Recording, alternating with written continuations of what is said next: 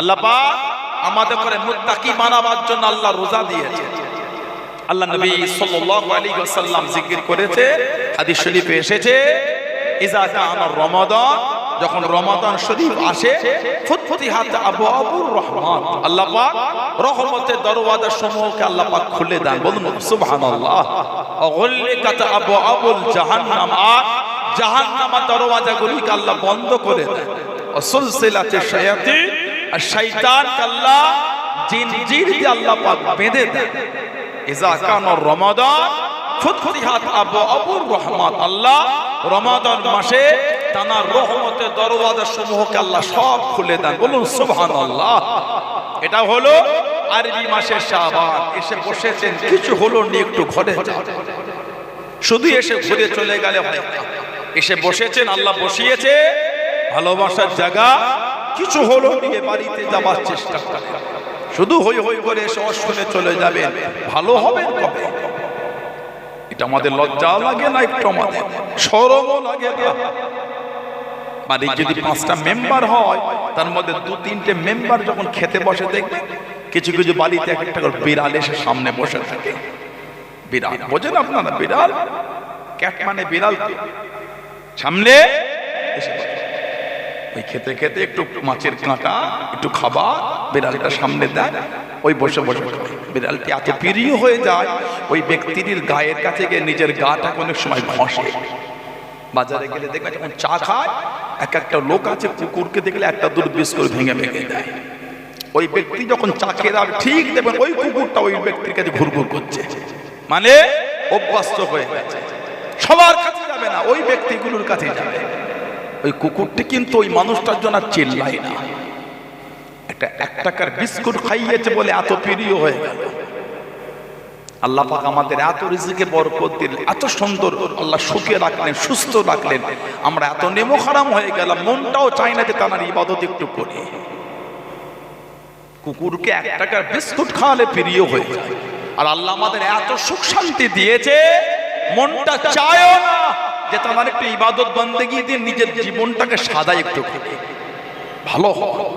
সবসময় সুযোগ পাবেন না। এই বসেছে, মনে মনে ভেবে নেন এটাই জীবনের শেষ জলসা, আর নাও শুনতে পারেন আপনি, আল্লাহ ডেকে নিতে পারে। এই যে এসে বসেছি, আমার জীবনের শেষ ওয়াজ হয়তো এটাও হয়ে যাবে, আল্লাহ যদি তিনি চান। আল্লাহ আমাদের প্রত্যেকের হায়াতে বরকত দাও। বলুন আল্লাহুম্মা আমিন। বলেন আল্লাহুম্মা আমিন। বাড়ি থেকে যেই নিয়তে এসেছেন, ফুলতলা চাঁদপুরে জলসা শুনবেন, সেই নিয়তটা পূরণ করেন। সারা জীবন তো বাজারে ঘুরেছেন, জলসা তো ঘুরতে হয়, জলসায় ঘুরতে হয় না। খাবারের দোকান একটা দুটো বসে, অনেকক্ষণ হয়ে যায়, একটু ক্ষুধা লেগে যায়, একটু উঠে খাওয়া দাওয়া করলো, বাচ্চাদের একটু কিছু কিনে দিয়ে জলসায় বসে। 10 টাকার ঘুগনি খেয়েছেন, 15 মিনিট খালি ঘুরেছে। এসব অভ্যাসগুলি ভালো না।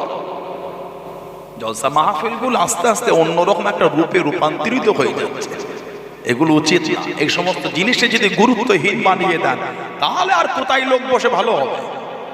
লোক তো এইসব মাহফিলগুলিতে বসে নিজের অন্যায়কে খুঁজে খুঁজে বার করে আল্লাহর কাছে খালেস দিলে তওবা করে বাড়ি থেকে ভালো হয়ে যায়। আর এখানে এসেও যদি ভালো না হন, আর কোথায় গিয়ে ভালো হবেন? ক্লাবে গিয়ে ভালো হবে না মাচাই ভালো হবে?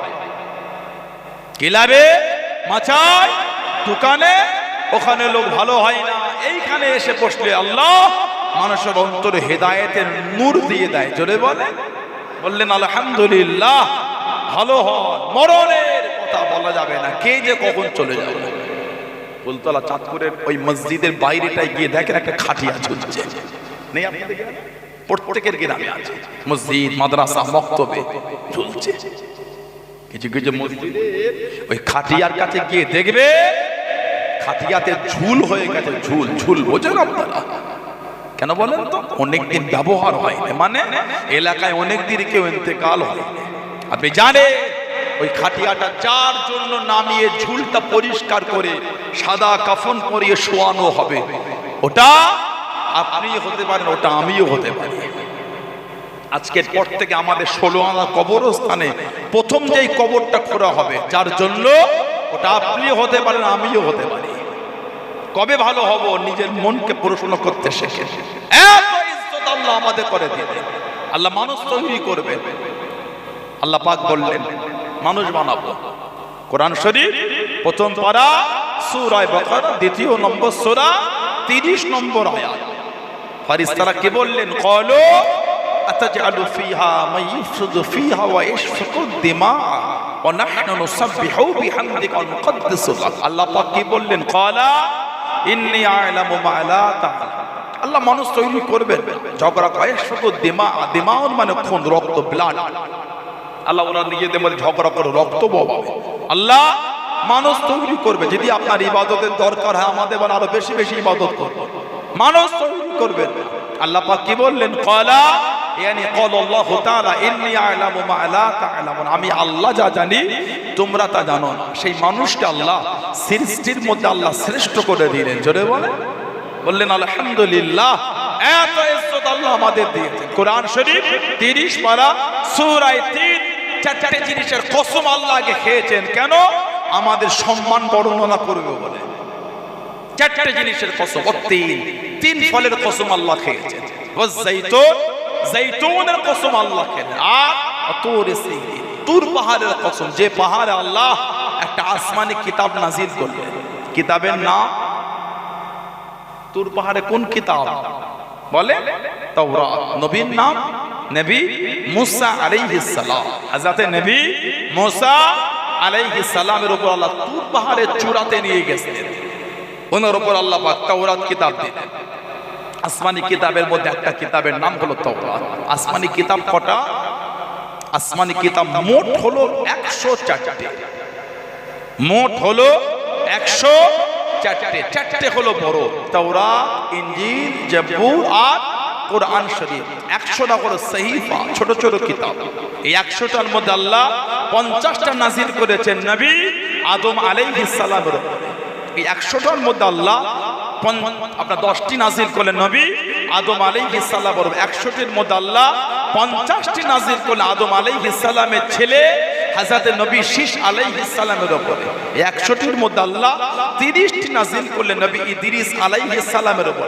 100টার মধ্যে আল্লাহ 10টা নাজিল করলেন নবী ইব্রাহিম আলাইহিস সালামের উপর। এই হয়ে গেল 100টা। আর 4টে হলো বড় বড়। এই 4টার মধ্যে একটা পেলেন নবী মুসা আলাইহিস সালাম। ওই পাহাড়টার কসম আল্লাহ খেলেন। আর ওয়াহাযাল বালাদিল আমিন, মক্কা শরীফের কসম, যে শহরে আল্লাহ আমাদের নবীকে দুনিয়ায় তাশরীফ আনিয়েছেন। জলে বলুন না সুবহানাল্লাহ। এই 4টার কসমের পর আল্লাহ বললেন লাকাদ খালাকনাল ইনসানা ফি আহসানি তাকওয়িম। আল্লাহ বলেন মানুষকে আমি আল্লাহ উত্তম রূপে আমি আল্লাহ বানিয়েছি। বলুন না সুবহানাল্লাহ। এত সম্মান আল্লাহ আমাদের করে দিলেন, তারপরও কিন্তু আমরা ভালো হচ্ছি না। এত ইজ্জত আল্লাহ আমাদের দিয়েছেন, তারপরও কিন্তু মন ভালো হচ্ছে না, মন পরিবর্তন হয়। নিজেকে প্রশ্ন করেন কবে ভালো হব, কবে পরিবর্তন হব? ওটা নিজেকে জিজ্ঞাসা করতে শেখেন। যারা ভালো হয়েছেন, যারা ফিরে এসেছেন, যাদের মন পরিবর্তন করেছেন, তাদের থেকে শিক্ষা নেন। ভালো হয়েছেন কারা, পরিবর্তন হয়েছেন কারা, মেনেছেন কারা? মানার মতো মেনেছে আল্লাহ রাসূলের সাহাবী, আমাদের হুজুরের সাহাবী হযরতে আমর ইবনুল আস রাদিয়াল্লাহু তাআলা আনহু। হযরতে আমর ইবনুল আস রাদিয়াল্লাহু তাআলা জানাকে ওমর ফারুক 14 হিজরিতে মিশরের গভর্নর দায়িত্ব দিয়েছিলেন। হযরতে আমর ইবনুল আস রাদিয়াল্লাহু তাআলা যিনি 8ম হিজরিতে মুসলমান হতে গেছেন। 8ম হিজরি 3 জন বেদে দল বেদে আমার হুজুরের দরবারে গেলেন। 3 জন। একজন হযরতে খালিদ বিন ওয়ালিদ রাদিয়াল্লাহু তাআলা, 2 নম্বর হযরতে উসমান ইবনে তালহা রাদিয়াল্লাহু তাআলা, 3 নম্বর হযরতে আমর ইবনুল আস রাদিয়াল্লাহু তাআলা। কে আমর ইবনুল আস? মুসলমানদের প্রথম হিজরত ছিল কোথায়? মুসলমানদের প্রথম হিজরত ছিল আবিসিনিয়া, ইথিওপিয়া, হাবশা। 12 জন পুরুষ আর 4 জন মহিলা। আপনার নবুয়াতের 5ম বর্ষর পরে হিজরত হয়েছিল। কোথায়? Ethiopia, হাবশা, Abyssinia. নাজ্জাসী বাদশার ক্ষমতা বলে 12 জন পুরুষ আর 4 জন মহিলা। দায়িত্ব নবী পাক দিলেন হযরত ওসমান রাদিয়াল্লাহু তাআলাকে। ওখানে চলে গেলে এদিকে মক্কা শরীফে, কাবা শরীফে কুরাইশদের একটা বড় সম্মেলন ছিল নেতাদের। ওই সম্মেলনে আল্লাহর নবী গিয়ে কোরআন শরীফ তেলাওয়াত শুরু করে দিয়েছিলেন। বলুন না সুবহানাল্লাহ। হুজুর কোরআন শরীফ তেলাওয়াত করে সেজদায় গিয়েছেন। ওরা কোরআন শরীফ শুনতে শুনতে এত মতওয়ারা হয়ে গেছিল, হুজুরের সাথে ওরাও সেজদায় চলে গেছিল।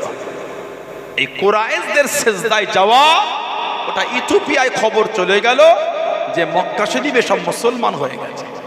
আবার তারা হলো করে আবার ফের সমুদ্রের উপরে সফর করে আবার মক্কা শরীফে এসে দেখছে না মিথ্যা খবর ওটা। আবার কিছুদিন পরে আবার হিজরত করেছিলেন, কম বেশি 81 থেকে 82 জন। তার মধ্যে ছিলেন 18 থেকে 19 জন মহিলা। 18 থেকে 19 জন মহিলা ছিলেন। কুরাইশরা দেখছে এই মুসলমানদের উপর আর অত্যাচার হচ্ছে না, কি হবে? ওদের করে যে কোনো হার হালাতে মক্কা শরীফে ফিরিয়ে আনতে হবে। এই হযরত আমর ইবনুল আসকে দায়িত্ব দেওয়া হলো, যাও তোমার সাথে নাজ্জাসী বাদশার বন্ধুত্ব, তুমি ওনাকে বলে মুসলমানদের ফিরিয়ে আনো, মুসলমানদের মক্কা শরীফে ফিরিয়ে আনো। নাজ্জাসী বাদশার কাছে মাল সামান নিয়ে চলে গেল, হাদিয়া দিল, দিয়ে বলে আমাদের এলাকার কিছু মানুষ তারা আপনার এই ইথিওপিয়া এসে আশ্রয় নিয়ে নতুন ধর্ম, আপনার ধর্ম মানে না আমাদের ধর্ম, নতুন ধর্ম করেছে। নাজ্জাসী বাদশা বলো দাঁড়াও, ওদের ডাকা হলো মুসলমানদের সামনে। গিয়েছিলেন আমার হুজুরের নিজের ফুফুতো ভাই হযরত জুবায়ের ইবনুল আওয়াম আর জাফর ইবনে আবি তালিব রাদিয়াল্লাহু তাআলা। এই দুজনকে দিন সম্পর্কে জিজ্ঞাসা করলেন। ওনারা দুজন বললেন যে আমরা তো এরকম লোক ছিলাম, এত অত্যাচার এত জুলুম সব ছেড়ে দিয়ে আমরা আল্লাহর ওয়াহদানিয়াতের উপর ঈমান এনেছি। নাজ্জাসী বাদশা খুশি হয়ে ছেড়ে দিল। হযরত আমর ইবনুল আস যুক্তি করছে ওদের করে আনবো কি করে। আবার পরের দিন গিয়ে বলল এরা আপনার এই খ্রিস্টান ধর্ম, ঈসা ইবনে মারিয়াম আলাইহিমুস সালাম, ওনার উপর এরা বাজে আকীদা রাখে। নাজ্জাসী বাদশা আবার ডেকেছে, ডেকে বলল তোমরা ঈসা ইবনে মারিয়ামের উপর কি আকীদা রাখো আলাইহিমুস সালাম? সাহাবারা যেটাই আমার হুজুর বলে সেটাই বলেছেন যে আমরা ঈসা আলাইহিস সালামকে আল্লাহ পাকের প্রেরিত রাসূল নবী মনে করি, আর মারিয়াম আলাইহিস সালাম তিনি একজন পবিত্র মহিলা, পাক মেয়ে, বিনা স্বামীতে আল্লাহ তানার গর্ভে আল্লাহ পাক আওলাদ পাঠিয়েছেন।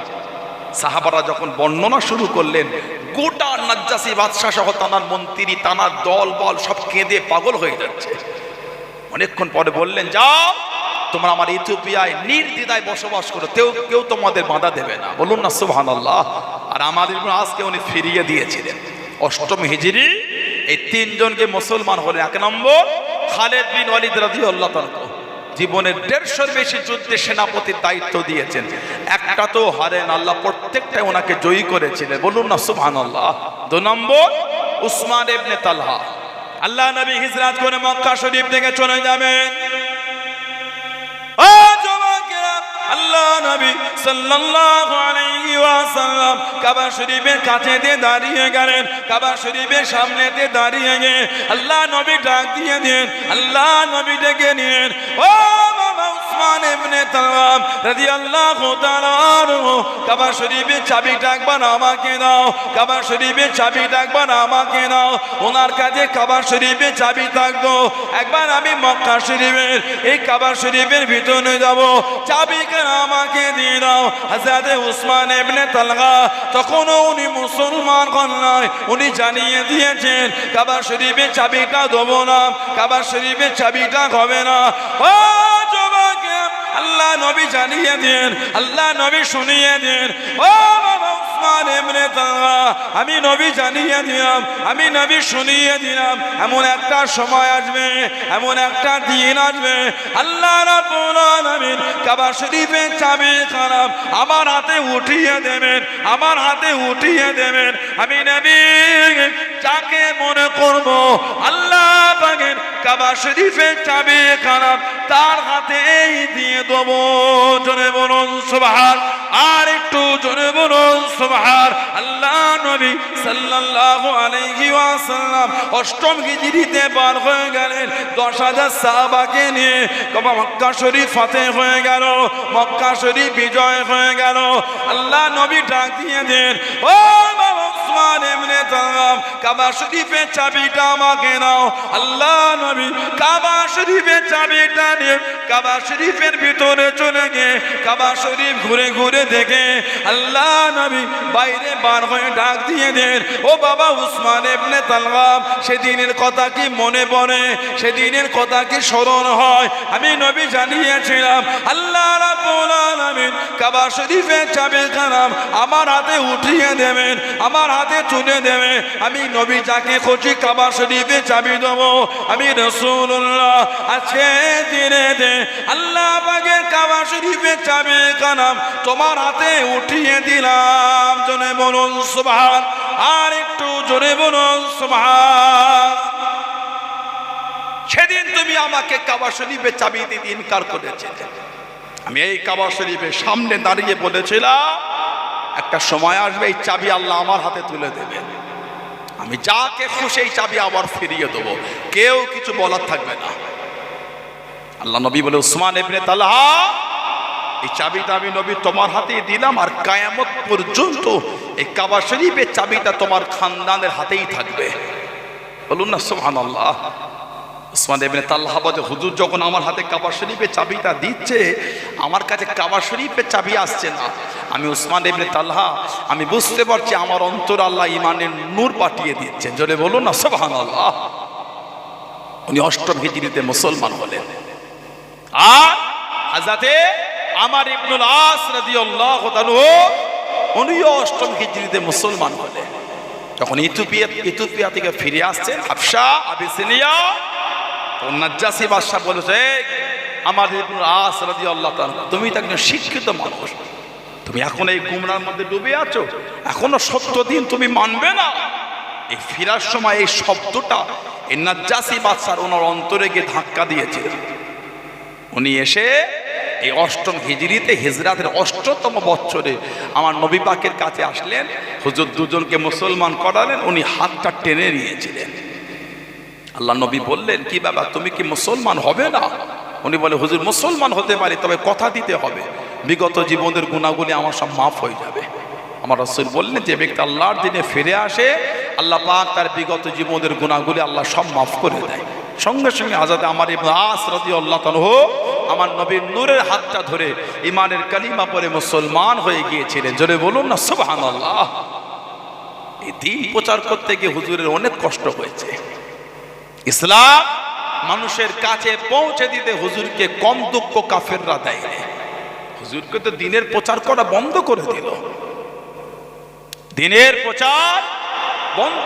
কুরাইশরা বারবার খালি হুজুরের চাচা আবু তালেবের কাছে যাচ্ছেন। হযরত শেরখুদ আলী হুজুরের আব্বা আবু তালেব খালি বারবার গিয়ে বলে তোমার ভাইপোকে মানা করো। এবার আল্লাহ নবীকে বলেই ফেললেন তুমি যে দ্বীনের প্রচার করছো লোকজন তোমার উপর ক্ষিপ্ত হয়ে যায়, যেভাবে লোকজন তোমার বিরুদ্ধে চলে যায়, আমি কিন্তু তোমার পাশে দাঁড়াতে পারবো না। হুজুর বললেন চাচা আপনি যাই করেন, আপনি যদি আমার কাছে সরে যান আমি দ্বীনের প্রচার বন্ধ করব, আল্লাহর ওয়াহদানিয়াতের প্রচার আমি করেই যাব। তবে চাচা যা আমার তো দাদু চলে গেল, আপনি আছেন, আপনিও আমার সাথ দেবেন না। আবু তালেবের মনে দুঃখ লেগে বলেছে ঠিক আছে যাও, যতই বাধা আসুক আমি তোমাকে গার্ড করে রাখবো, তুমি তোমার দ্বীনের প্রচার করেই যাও। আল্লাহ নবী দ্বীনের প্রচার করেই যাচ্ছে। জোরে বলুন না, আর একটু জোরে বলা গেল না সুবহানাল্লাহ। কাফেররা আমার হুজুর আটকাবে বলে নিয়ম করছে, এক একটা নিয়ম, এক এক সময় এক একটা সিস্টেম তৈরি করছে। আবু জেহেল তো বলেই ফেললো হযরতে মুহাম্মদ সাল্লাল্লাহু আলাইহি ওয়াসাল্লাম ওনাকে যদি কোনোদিন দেখেছে উনি সেজদা অবস্থায় আছে, আমি পা দিয়ে ওনার মাথাতে গিয়ে পিষবো। বলেন না নাউজুবিল্লাহ।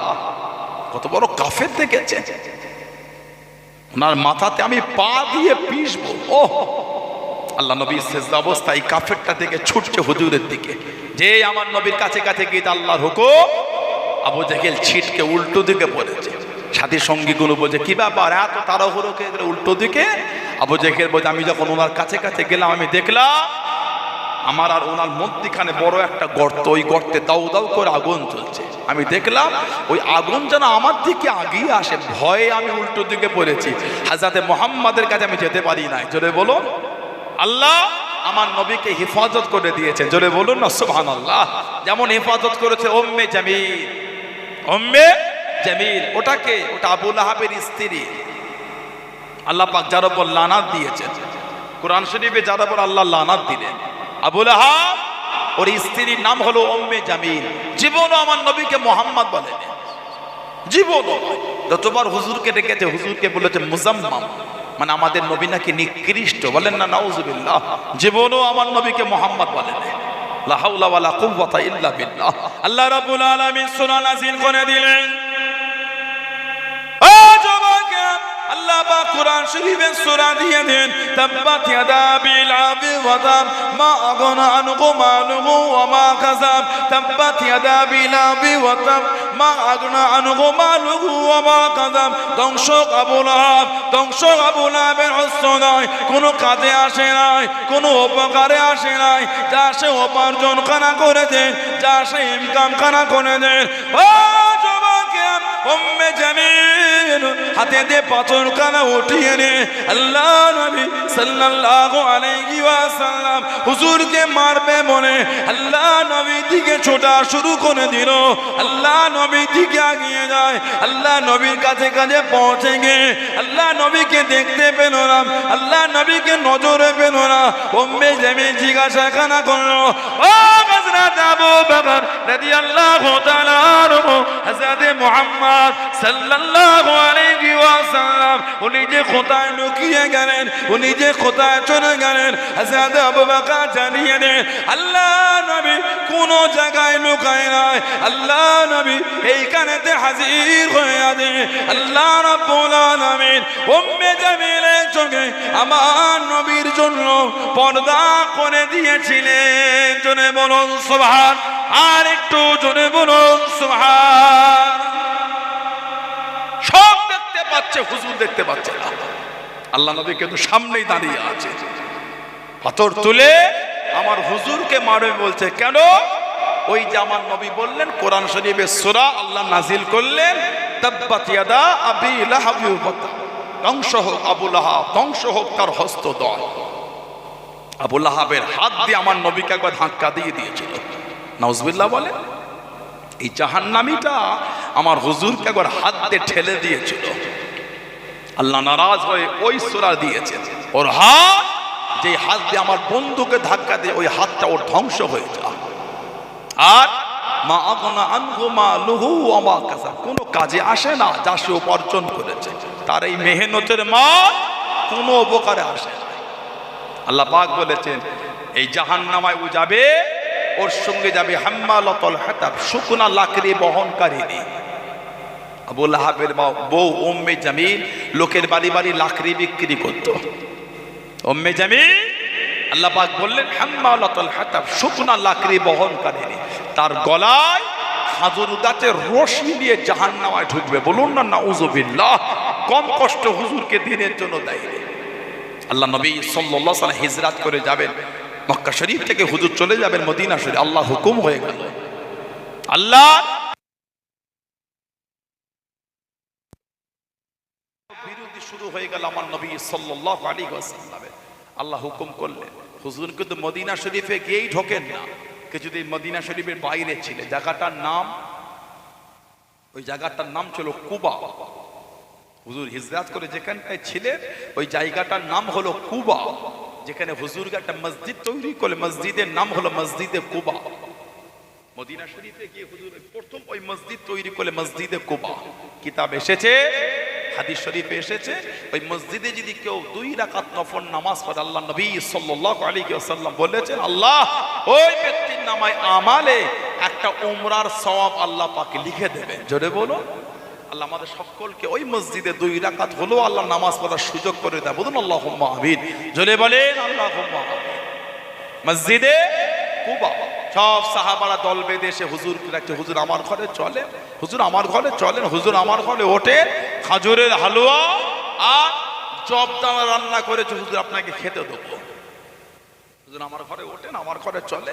আল্লাহ নবী সাল্লাল্লাহু আলাইহি ওয়াসাল্লাম বললেন সবাই আমাকে ডাকলে কি করে হয়, সরে যাও, আমার এই উট আল্লাহ পাকের হুকুমে পরিচালিত হচ্ছে। আমার এই উটটা যার ঘরের সামনে বসবে আমি রাসূল, তার বাড়িতে গিয়ে আমি নবী পাক উঠবো। বলুন না সুবহানাল্লাহ। কিতাবে এসে ওই উট ঘুরে ঘুরে যেই সাহাবী বাড়ির সামনে যদি উনি খুশি হয়ে যেতেন, হয়তো হুজুরের উটটা আমার বাড়ির সামনেই বসে যাবে, যেই উট পার হতো মন খারাপ হয়ে যেত, আমার ঘরে আর হুজুর বসলেন না। আবার যার বাড়ির সামনে যেত খুশি হয়ে যেতে, হয়তো উটটা আমার বাড়ির সামনেই বসবে, যেই বাড়ি পার হতো মনটা খারাপ হয়ে যেত। এই করে করে উটটি ঘুরে ঘুরে ঘুরে ঘুরে আল্লাহ পাকের হুকুম আমাদের নবী সাল্লাল্লাহু আলাইহি ওয়াসাল্লামের সাহাবী হযরতে আবু আইয়ুব আনসারী রাদিয়াল্লাহু তাআলা ওনার বাড়ির সামনে গিয়ে বসে গিয়েছিল। জোরে বলুন না সুবহানাল্লাহ। কিতাব এসেছে যেই বাড়িটা আগে থেকে আমার নবী পাকের কদমে হাদিয়া করা ছিল। কিতাব আছে বুখারী শরীফে ব্যাখ্যা গ্রন্থ, আল্লামা বদরুদ্দিন আইনি রহমাতুল্লাহ উমদাতুল কারি বুখারী শরীফে ব্যাখ্যা গ্রন্থ আল্লামা বদরুদ্দিন আইনি রহমাতুল্লাহ আলাইহি নকল করেছে। তৎসহ বিভিন্ন কিতাব এসেছে ইয়েমেনের বাদশা ছিলেন তুব্বাই আউয়াল। ইয়েমেন দেশের বাদশা ছিল তুব্বাই আউয়াল। ওই ঘরটা আমার নবী দুনিয়ায় তাশরীফ আনার 1000 বছর আগে তৈরি করেছিল। যদি বললেন না, আজ থেকে প্রায় 2500 বছর আগে। যদি বলুন না সুবহানাল্লাহ। 400 জন আলেমকে নিয়ে বার হয়ে গেলেন। 400 জন আলেমকে নিয়ে মক্কা শরীফে চলে গেলেন। কিছুদিন মক্কা শরীফে থাকার পরে মদিনা শরীফে চলে গেলেন। কিছুদিন মদিনা শরীফে থাকার পরে ইয়ামান দেশে চলে যাবে, ইয়ামান দেশে ফিরে যাবে। 400 জন আলেম জানিয়ে দেন, ও আমরা ইয়ামান দেশে যাব না, আমরা ইয়ামান দেশে ফিরবো না, এই জমিনে আমরা থাকবো, ইয়াসরিবের জমিন আমরা ছাড়বো না। 400 জন আলেমকে জিজ্ঞাসা করা করলেন, কেন ইয়ামান দেশে যাবে না, কেন ইয়ামান দেশে ফিরবে না? 400 জন আলেম জানিয়ে দেন, ও আপনি যদি আমাদের ঘরে জানো মেরে ফেলেন, ইয়ামান দেশে যাব না, ইয়ামান দেশে ফিরবো না। 400 জন আলেম জানিয়ে দেন, আমরা জানতে পেরে গিয়েছি, আসমানি কিতাব পড়ে বুঝতে পেরে গিয়েছি, আখিরি নবী শেষ নবী হযরতে মুহাম্মদ সাল্লাল্লাহু আলাইহি ওয়াসাল্লাম এই জমিনে তাশরীফ আনবেন, এই জমিনে তিনি হাজির হবেন। সুযোগ যদি হয়ে যায়, আল্লাহ পাক সুযোগ যদি খুলে দেয়, ওনার কাঁধে কাঁধ কানা দে ইমানের কালিমা পড়ে মুসলমান হয়ে যাব। জোরে বলুন সুবহান, আর একটু জোরে বলুন সুবহান। ইমানে বাদশা জানিয়ে দেন, তুব্বাই আওয়াল শুনিয়ে দেন, ও সম্মানে উলামা হযরত গণেরাম, তোমরা আখিরি নবীকে দেখবে, আমি তুব্বাই আওয়াল, আমিও কি তানাকে দেখবো না? আমিও তোমাদের সাথে, আমিও ইয়ামানে আজ যাব না, আমিও তোমাদের সাথে রয়ে গেলাম। জোরে বলুন সুবহান। হুজুরের দুনিয়ায় আসার 1000 বছর আগে মদিনা শরীফে হচ্ছে এটা। ওনারা বলতে আসমানি কিতাব পড়ে জেনেছে আখিরি নবী যিনি হবে তিনি এই জমিনে তাশরীফ আনবেন। যদি আল্লাহ সুযোগ করে দেয়, ওনার হাতেই হাত দিয়ে ইমানের কালিমা পড়ব। বলুন না সুবহানাল্লাহ। তুব্বাই আউয়াল বলতেন, আমিও যাব না, আমিও আখিরি নবীকে দেখব। রয়ে গেলে বেশ কিছুদিন থাকলে ইয়ামান দেশ থেকে ওনার সম্পত্তি মদিনা শরীফে এনে 400 জন আলেমের জন্য 400টা একতলা করে বাড়ি তৈরি করে দিলেন। আর বাজার থেকে 400 জন মহিলাকে ক্রয় করে বাজার থেকে কিনে আজাদ করে বিয়ে দিয়ে দিলেন। আগে বাজারে মানুষ বিক্রি হতো, বাঁধি গোলাম চাকর বিক্রি হতো আগে। বর্তমানে যেমন পশু বিক্রি হয় বাজারে, একটা সময় ছিল বাজারে মানুষ বিক্রি হতো। মক্কা শরীফ একটা মেলা হতো, ওকাজের মেলা। দেব দেবীদের নামে মেলা হতো, ওই মেলায় মানুষ বিক্রি হতো। আমার হুজুর একটা সাহাবী ছিলেন হযরত আমর ইবনে আস, হুজুরে সাহাবী হযরত যায়েদ ইবনে হারেসা, যাকে সাহাবারা মাঝে মাঝে ডাকতেন যায়েদ ইবনে মুহাম্মদ। উনি হলেন আল্লাহর নবীর ছেলে। আল্লাহ কোরআন শরীফের আয়াত দিয়ে দিলেন, প্রত্যেকের পিতৃ পরিচয় দাও, অন্যের বাপকে নিজের বাপ করো না, নিজের বাপের পরিচয় দাও। ওনাকে সাহাবারা যায়েদ ইবনে মুহাম্মদ সাল্লাল্লাহু আলাইহি ওয়াসাল্লাম বলা বন্ধ করে দিলেন। এখন তো ওই আয়াত বলতে মাঝে মাঝে এক একটা নেটে এই মানে পোস্ট হচ্ছে, এক একজনের 25টা 30টা 15টা 20টা করে ছেলে। দেখেন না, বাপের নাম এক, ছেলের নাম ভিন্ন, 40টা এক। মুসলমানদের ঘরে 6টা ছেলে, তাতেই ওদের মাথা কাজ করছে না। আর লিস্টে দেখাচ্ছে এক একজনের 30টা করে বাচ্চা, মুসলমান না অন্য সব। কিছু বুঝতে পারেন? তাহলে কারা পামচার তৈরি করছে বুঝতে পেরেছেন? এবার হিংসা জাহেরিলা বক্তব্য দিতে হয় না। গ্রামে যদি 200টা ভোটার হয়, 180 জনের ঘরে ওই নোটিশ গেছে এসআইআর এর। 70 বছরের বুড়োটার কাছে নোটিশ গেছে, লজ্জাও লাগে না নির্বাচন কমিশনারকে? করকম বার্তা দেবে তুমি? এই তুমি প্রথমে এসআইআর আগে বলে দিলে যাদের 2002 ভোটার এই আপনার এতে লিস্টে নাম ছিল তাদের টাকা হবে না, আর তাদের ছেলে মেয়েদেরও টাকা হবে না। বলেন, ছেলে মেয়ে তো দূরের কথা, বুড়ো গুলোকে ডেকে পাঠাচ্ছে। একটা ভিডিও দেখলাম, ওই গাড়িতে শুয়ে আছে, সেলাইন চলছে, তাকেও এসআইআর ডেকেছে। কত বড় নির্বোধ আর নিলজ্জা হলে এই কর্মগুলো করতে পারে? এত অসভ্যতা, খালি সময় সময় বায়ান চেঞ্জ করছে। লাস্টে শেষ মিটে যাওয়ার সময় ওই সুপ্রিম কোর্ট নোটিশ দিয়েছে যে নামের অক্ষরের হারফের অক্ষরের যদি এলোমেলো হয় তার জন্য তাকে নোটিশ দেওয়া যাবে না। লাস্ট সুপ্রিম কোর্টের রায়, যদি ওই সংখ্যা মেলে, যদি ওই নাম্বার ভোটার কর্মিক নাম্বার যদি মিলে যায়, অক্ষর এদিক ওদিক হতে পারে। আমি যেমন উদাহরণ হিসাবে কারোর নাম ধরে মোহাম্মদ আব্দুর রহিম মন্ডল, আব্দুর রহিম কি মন্ডল, আমি উদাহরণ হিসাবে বলছি। মোহাম্মদের পর একটা স্পেস হবে, আব্দুলের পর একটা স্পেস হবে, রহিমের পর একটা স্পেস হবে, মন্ডল হবে তারপর, ঠিক না বলে বলছি? এইভাবে ফর্মগুলো ফিল আপ করে ওই ভোটারে তোলার সময় নাম দিয়েছে, ওরা ওই এআই দিয়ে ফর্ম ফিল আপ করিয়েছে আর অটোমেটিক কম্পিউটারে। ও কি করেছে, মোহাম্মদ আব্দুর রহিম মন্ডল মাঝখানে একটাও স্পেস দেয়নি। এবার ওই কাগজ আর অন্য ডকুমেন্টস যখন মিলাচ্ছে, এই দুটো দূরাঙ্গনা যাও কোর্ট থেকে অ্যাফিডেভিট করে নিয়ে আসো, ফার্স্ট ম্যাজিস্ট্রেট অ্যাফিডেভিট নিয়ে আসো। তাহলে ভুলটা কার, জনগণের না ওদের? ওদের যদি ভুল হয় জনগণ কষ্ট করবে কেন? অন্যায় যদি তোমাদের হয় খেসারতটা আমরা দেবো কেন? খেসারত যখন ফর্ম ফিল আপ করে দিয়েছিলাম সেই ফর্মটা বার করো, জনগণ কিভাবে লিখে জমা দিয়েছে ওইটাকে আগে দেখো। যদি জনগণের ভুল হয় খেসারত জনগণ দেবে, যদি তোমাদের ভুল হয় খেসারতটা তোমরা দেবে। মজাক হচ্ছে গুলো। নারী টুপি জুব্বা থেকে সহ্য হচ্ছে না, বুক চরচর করছে। কিছু কিছু হিন্দু ভাইগুলোকে নোটিশ পাঠিয়েছে, ওদেরও শান্তিতে রাখেনি, ঠিক না? ঝড় যখন হয় না খালি পাকা আম পড়ে না, কাঁচা গলিও পড়ে, মনে রাখবেন। ঝড় যখন হয় খালি পাকা নয়, 10টা পাকা আম পড়লে 4টে কাঁচা আমও পড়ে, ঠিক না ভুল বললাম? যারা ভাবছেন খালি মুসলমানদের সাইজ করছে, মুসলমানদের সাইজ করতে করতে তখন নিজেরাও সাইজ হয়ে যাবে, তখন বুঝবে। ওই জন্য নোংরা লোক সবার জন্যই নোংরা, ধর্মের ব্যাপার না।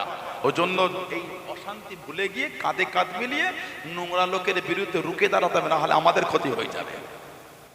ডোনাল্ড ট্রাম্প যখন দ্বিতীয়বার ক্ষমতায় এলো, আমাদের ভারতবর্ষে কিছু কিছু আছে কুলাঙ্গার, আমেরিকার পাচাটা কুকুর, ওগুলো ওই মিষ্টি বিলি করেছিল। মুসলমানদের বলছে পাকিস্তানের দালাল, পাকিস্তানকে আমরা ঘৃণা করি, দেশ হিসাবে ওকে আমরা ঘৃণা করি। কেন? ভারত হলো আমার দেশ, আমি ভারতবাসী হয়ে আমি গর্বিত। আমি পাকিস্তান আর আমার দেশ, দুটো দেশ যদি পাশে পাশে রাখে ওই দেশটাকে ঘৃণা করি আমরা। মুসলমানকে উঠতে বসতে বলতে পাকিস্তানের দালাল, তাহলে ডোনাল্ড ট্রাম্প ক্ষমতায় আসার পরে আমরা কেন বলতে পারি তোমরা আমেরিকার পাচারা কুকুর দালাল? ডোনাল্ড ট্রাম্প জিতলো বলে মিষ্টি খাওয়া চাল বলছে আমাদের আব্বা এসে গেছে, মুসলমানদের সাইজ করে ফেলবে। মুসলমান সাইজ হচ্ছে না, দেশ সাইজ হয়ে যাচ্ছে। লজ্জা লাগে না? ওই বিয়াদব নোংরা লোকটা ডোনাল্ড ট্রাম্প আমার ভারতবর্ষকে সাইজ করছে, এক এক সময় এক এক রকম বিবৃতি দেয়। ভারত যদি রাশিয়ার থেকে তেল কেনা বন্ধ না করে ওর ভারতের অবস্থা আমি খারাপ করে দেবো, বলে না?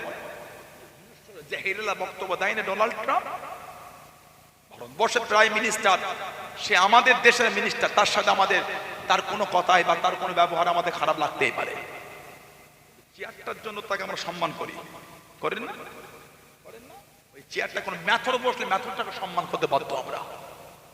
ওই চেয়ারে যদি কোনো মুচি বসে, মুচি, ওই মুচিটাকে সম্মান করতে বাধ্য আমরা, ওই চেয়ারের জন্য, ব্যক্তিটার জন্য নয়। ভারতবর্ষের প্রাইম মিনিস্টার তাকে থ্রেট দিয়ে বোঝে ওই ডোনাল্ড ট্রাম্প কি, যে ওনার ভারতবর্ষের প্রাইম মিনিস্টারের ক্যারিয়ার আমি ধ্বংস করে তো মুহূর্তের মধ্যে, এই কদিন আগে বলেছে। হঠাৎ করে রাতে রাতে চুক্তি হয়ে গেল, এদিকে অ্যাপস্টিন ফাইল বার হয়ে গেল, এদিকে অ্যাপস্টিন ফাইল, হঠাৎ করে দেখলাম ওখান থেকে 10টা পৃষ্ঠা গায়েব হয়ে গেল।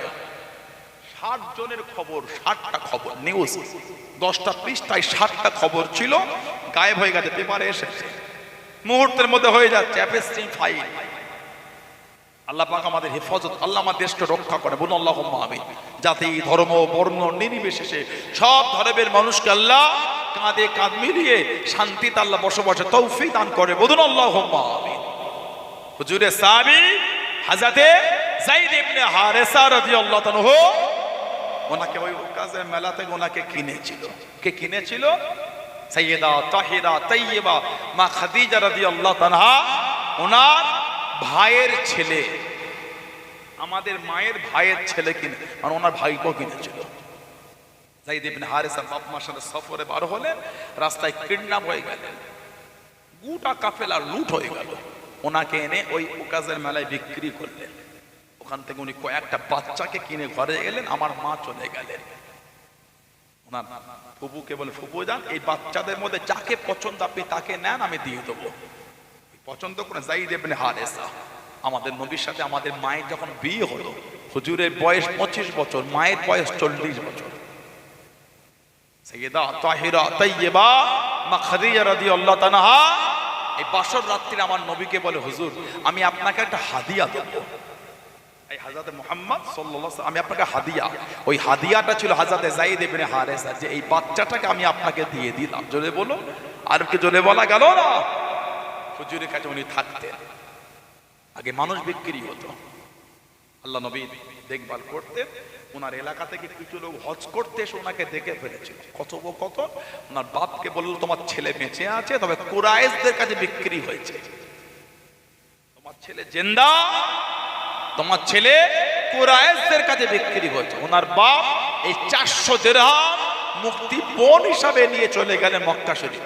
আমার হুজুরের কাছে গিয়ে বললেন, আপনারা হলেন কুরাইশ, লোকের ভালো করেন তো ক্ষতি করেন না, আর আপনি হলেন আব্দুল মুত্তালিবের আওলাদের আওলাদ, সেই বিশ্বাসটুকু আছে। এই যায়েদ ইবনে হারেসা হলো আমার ছেলে, যায়েদ আমার ছেলে, আমি হলাম হারেসা। এই মুক্তিপণ 400 দিরহাম এনেছে, ওটা নিয়ে আমার বাচ্চাকে ফিরিয়ে দেন। আল্লাহ নবী বললেন, টাকা আমার লাগবে না, ওকে ডেকে দিচ্ছি, ও যদি যেতে চায় ওকে নিয়ে যাও, আমার কোনো দুঃখ নয়। হযরত যায়েদ ইবনে হারেসা চলে আসলেন। ও যুবকেরা, আল্লাহ নবী জিজ্ঞাসা করলেন, আল্লাহ নবী জানতে চাইলেন, ও বাবা যায়েদ ইবনে হারেসা, তুমি কি ইনাকে চেনো? তুমি কি ইনাকে জানো? আমি ইনাকে চিনি, ইনি আমার আব্বা জান। তুমি কি ওনাকে চেনো? উনি আমার চাচা জান। আল্লাহ নবী জানিয়ে দেন, ও বাবা যায়েদ ইবনে হারেসা, এরা তোমাকে নিতে এসেছে, এরা তোমাকে নেবে বলে এসেছে, তুমি কি ইনাদের সঙ্গে যাবে? তুমি যদি যেতে যাও আমার কোনো দুঃখ নাই, আমার কোনো কষ্ট নয়, তুমি কি ইনাদের সাথে যাবে? হযরত যায়েদ ইবনে হারেসা জানিয়ে দিল, ও হযরত মুহাম্মদ সাল্লাল্লাহু আলাইহি ওয়াসাল্লাম, ইনি আমার আব্বা, ইনি আমার চাচা, আমি যায়েদ ইবনে হারেসা, ইনাদের সঙ্গে যাব না, আপনার কাছে থাকতে যায়, আপনার সঙ্গে থাকতে যায়। আল্লাহ নবী সাল্লাল্লাহু আলাইহি ওয়াসাল্লাম এত খুশি হয়ে গেলেন, আল্লাহ নবী ওনার হাত থেকে ধরে কাবা শরীফে চাতারে চলে গেলেন, কাবা শরীফের সামনে চলে গিয়ে আল্লাহ নবী ডাক দিয়ে দেন, ও কুরাইশের ঘরের সন্তানেরা, আমি মুহাম্মদ সাল্লাল্লাহু আলাইহি ওয়াসাল্লাম আজ থেকে আমার সমস্ত মালপত্র সবকিছুতে আমার যায়েদ হকদার হয়ে গেল। জোরে বলুন সুবহান, আর একটু জোরে বলুন সুবহান। এই যে যায়েদ, ও আজ থেকে আমার সমস্ত মালপত্র সবকিছুর হকদার হয়ে গেল। এত ভালোবাসা দিলেন। ওনার আব্বা কিছুক্ষণ পরে বললেন, এই হযরত মুহাম্মদ সাল্লাল্লাহু আলাইহি ওয়াসাল্লাম, আমি যায়েদকে নিয়ে যাব না, সে আপনার কাছেই থাক, আমি এতে খুশি হয়েছি যে আপনি আমার ছেলেকে এত সম্মান দিয়েছেন। জোরে বলুন না সুবহানাল্লাহ। আমার ভাইয়েরা, বাপজানেরা, ছেলেরা, যুবকেরা, মুরব্বীরা, আল্লাহ নবী সাল্লাল্লাহু আলাইহি ওয়াসাল্লাম দুনিয়ায় আসার 1000 বছর আগে ইয়েমেনের বাদশা তুব্বাই আউয়াল মদিনা শরীফে 400টা আলেমের জন্য 400টা একতলা করে ঘর করেছে, আর বাজার থেকে 400 জন মহিলাকে ক্রয় করে আজাদ করে স্বাধীন করে 400 জনের সাথে বিয়ে দিয়ে দিয়েছে। আর একটা ঘর খালি করেছেন 2 তলা। সব ঘর একতলা, একটা ঘর করেছেন 2 তলা। বেশ কিছুদিন থাকলেন, ইয়েমেনে চলে যাবে, যাবার আগে একটা চিঠি লিখে রেখে গেছিলেন, হযরত মুহাম্মদ সাল্লাল্লাহু আলাইহি সাল্লাম, আমি ইয়েমেনের বাদশা তুব্বাই আউয়াল, আশা করেছিলাম আমি আপনাকে দেখব, আপনার হাতে হাতে ইমানের কালিমা পড়ে মুসলমান হব। ওটা হয়তো আমার নসিবে আর হলো না, তবে আমি যদি আপনাকে দেখতে পেতাম সবার আগেই আমি আপনার হাত ধরে মুসলমান হতাম। জোরে বলুন না সুবহানাল্লাহ। তবে আমি এখন থেকে আপনার উপর ঈমান আনলাম। এক হাদিসে এসেছে, আমাদের নবী সাল্লাল্লাহু আলাইহি সাল্লাম বলেছেন, লা তাসুব্বু তুব্বা, তোমার তুব্বাকে কেউ গালি দেবে না, তোমরা তুব্বাকে কেউ গালি দিও না। হুজুর বলে তোমরা তুব্বা কেউ গালি দেবে না। উনি চিঠি দিয়ে লিখলেন, ইয়া রাসূলুল্লাহ, আমি ইয়েমেনে চলে যাই, আপনি এই জমিনে হিজরত করে আসবেন, কে ঘর দেবে না দেবে, আমি এখন থেকে আমার এই বাড়িটা আপনার কদমে হাদিয়া করে গেলাম, আর এই চিঠি রেখে গেলাম, তবে আপনি কিয়ামতে আমাকে ভুলবেন না। একজন আলেমকে ডেকে বলে, এই চিঠিটা রেখে দাও, তুমি যদি আখেরি নবীকে দেখো তার হাতে দেবে এটা, তুমি যদি দেখতে না পাও তুমি আর একজনকে ওসিয়াত করে যাবে, সেজন্য চিঠিটা আখেরি নবীকে পৌঁছে দেয়, আর তাকে বলে দেবে সেও যদি দেখতে না পায় সেও যেন একজনকে ওসিয়াত করে যায়। কিতাবে এসেছে, আল্লাহ নবী সাল্লাল্লাহু আলাইহি সাল্লাম টুক টুক করে উটটা ঘুরে ঘুরে গিয়ে ওই আবু আইয়ুব আনসারী হুজুরের ঘরের সামনে যে ঘরটা হলো 2 তলা, 1000 বছর আগে আমার নবী পাকের কদমে যেটা হাদিয়া করা ছিল। জোরে বলুন না সুবহানাল্লাহ। আর কি জোরে বলা গেল না? আমাদের নবী সাল্লাল্লাহু আলাইহি সাল্লাম হিজরত করে মদিনা শরীফে চলে গেলেন। হুজুর দিনের দাওয়াত, দিনের প্রচার করছে। হুজুরের এই দিনের খেদমতের এ ছিল 23 বছর। মক্কা শরীফে 13 বছর, মদিনা শরীফে 10 বছর। এই মক্কা শরীফে 13 বছরের মধ্যে 3 বছর ছিল গোপনে, লুকিয়ে লুকিয়ে দিনের দাওয়াত দেওয়া, গোপনে গোপনে দিনে প্রচার করা, প্রকাশ্য নয়। এটা আল্লাহর তরফ থেকে হুকুম ছিল। আর মক্কা শরীফে হুজুর 10 বছর প্রকাশ্য দিনের দাওয়াত দিয়েছেন। আর মদিনা শরীফে এই হলো 23 বছর হুজুরের দিনের খেদমত। আল্লাহ নবী সাল্লাল্লাহু আলাইহি সাল্লাম বিশাল শরীফ লাভ করছেন। কম বেশি হুজুরের সাহাবার সংখ্যা ছিল 1,25,000 থেকে 1.5 লক্ষ সাহাবা। জোরে বলুন না, আর একটু জোরে বলা গেল না? আমাদের নবী সাল্লাল্লাহু আলাইহি সাল্লাম দিনের দাওয়াত, দিনের প্রচার করে হুজুরের দরবারে চলে এসেছেন হযরতে আব্দুল্লাহ যুলবিজাদাইন রাদিয়াল্লাহু তাআলা, হুজুরের মহব্বতের সাথে আব্দুল্লাহ যুলবিজাদাইন। ইসলামের আগে ওনার নাম ছিল আব্দুল উজ্জা, আব্দুল উজ্জা। নবী পাক নাম দিলেন আব্দুল্লাহ, সাহাবা রাখতেন যুলবিজাদাইন, 2 চাদর বলা। হুজুরের এমন অনেক সাহাবী আছেন যাদের ডাক নামে পরিচয় বেশি। জানাদের মধ্যে একজন হলেন আবু বকর সিদ্দিক রাদিয়াল্লাহু তাআলা। ওনার আসল নাম আপনারা জানেন? আবু বকর সিদ্দিক হুজুরের আসল নাম জানেন? ওনার আসল নাম কি? ওনার আসল নাম হলো হযরত আব্দুল্লাহ। আবু বকরটা হলো ওনার কুনিয়াত, উপনাম। যেমন হুজুরের সাহাবী হযরতে আবু হুরায়রা রাদিয়াল্লাহু তাআলা, ওনার আসল নাম হলো হযরত আব্দুর রহমান। মুসলমান হওয়ার আগের নাম ছিল আব্দুল শামস, নবী নাম দিন আব্দুর রহমান, পরিচয় পেয়ে গেল আবু হুরায়রা। যেমন আমার হুজুরের সাহাবী হযরতে কায়েস রাদিয়াল্লাহু তাআলা, আল্লামা ইবনে হাজার আসকালানি হুজ্জাতুল মুহাদ্দিসিন, উনি আল ইসাবা ফি তামহিজিস সাহাবার মধ্যে এনেছেন। ওনার নাম হলো হযরতে কায়েস, কিন্তু সবার কাছে পরিচয় পেয়ে আছে হযরতে সাফিনা, হযরতে সাফিনা রাদিয়াল্লাহু তাআলা। আল্লাহ নবীর সঙ্গে সফরে বার হয়ে গেলেন। ও যুবকেরা, ও আমার মুরব্বী বাপ জানেরা, মায়েরা, বোনেরা, মগিরাম, আল্লাহ নবীর সঙ্গে সফরে বার হয়ে গেলেন। আল্লাহ নবী দাঁড়িয়ে গেলেন সাল্লাল্লাহু আলাইহি ওয়াসাল্লাম। কিছুক্ষণ জিরিয়ে নিয়ে, কিছুক্ষণ রেস্ট নিয়ে নিয়ে আল্লাহ নবী হুকুম করে দেন, ও বাবা সাহাবারা, চলো চলো সফর করা শুরু করি, সফর করা চালু করি। হযরত সাফিনা রাদিয়াল্লাহু তাআলা আনহু এত মাল পিঠে উঠিয়ে নিয়ে এত মাল তুলে আল্লাহ নবী ডাক দিয়ে দেন, আল্লাহ নবী জানিয়ে দেন, ও বাবা কাস তুমি কি সাফিনা হয়ে গিয়েছো, তুমি কি জাহাজ হয়েছো বাবা, কত মাল তুলেছো বাবা, কত মাল দিয়েছো বাবা। আল্লাহ নবী সাল্লাল্লাহু আলাইহি ওয়াসাল্লাম হুজুরের দুয়ার বরকতে আল্লাহ রাব্বুল আলামিন এত ক্ষমতা দিয়ে দেন, 7টা উট যত মাল বইতো, 7টা উট যত মাল নিয়ে যেত, উনি একা উনার পিঠে করে তত মাল বয়ে নিতেন। জনে বলুন সুবহান, আর একটু জনে বলুন সুবহান। ও যুবকেরা, মুস্তাদরাক হাকিম বলে হাদিস শরীফের কিতাবে পাওয়া যায় হযরত সাফিনা রাদিয়াল্লাহু তাআলা আনহু সফরে বার হয়ে গেলেন, সফরে বার হয়ে গেলেন। পানির মধ্যে যেতে যেতে জাহাজটা নষ্ট হয়ে গেল, ভেসে ভেসে সমুদ্রের কিনারায় চলে গেলেন, সমুদ্র পাড়ে দিয়ে চলে গেলেন। হযরত সাফিনা রাদিয়াল্লাহু তাআলা আনহু সমুদ্র পাড়েতে উঠে গিয়ে জঙ্গল দেখতে পেলেন, জঙ্গলে বড় বড় সিংহগুলি, জঙ্গলে বড় বড় পশুগুলি হুজুরের দিকে আগে আছে।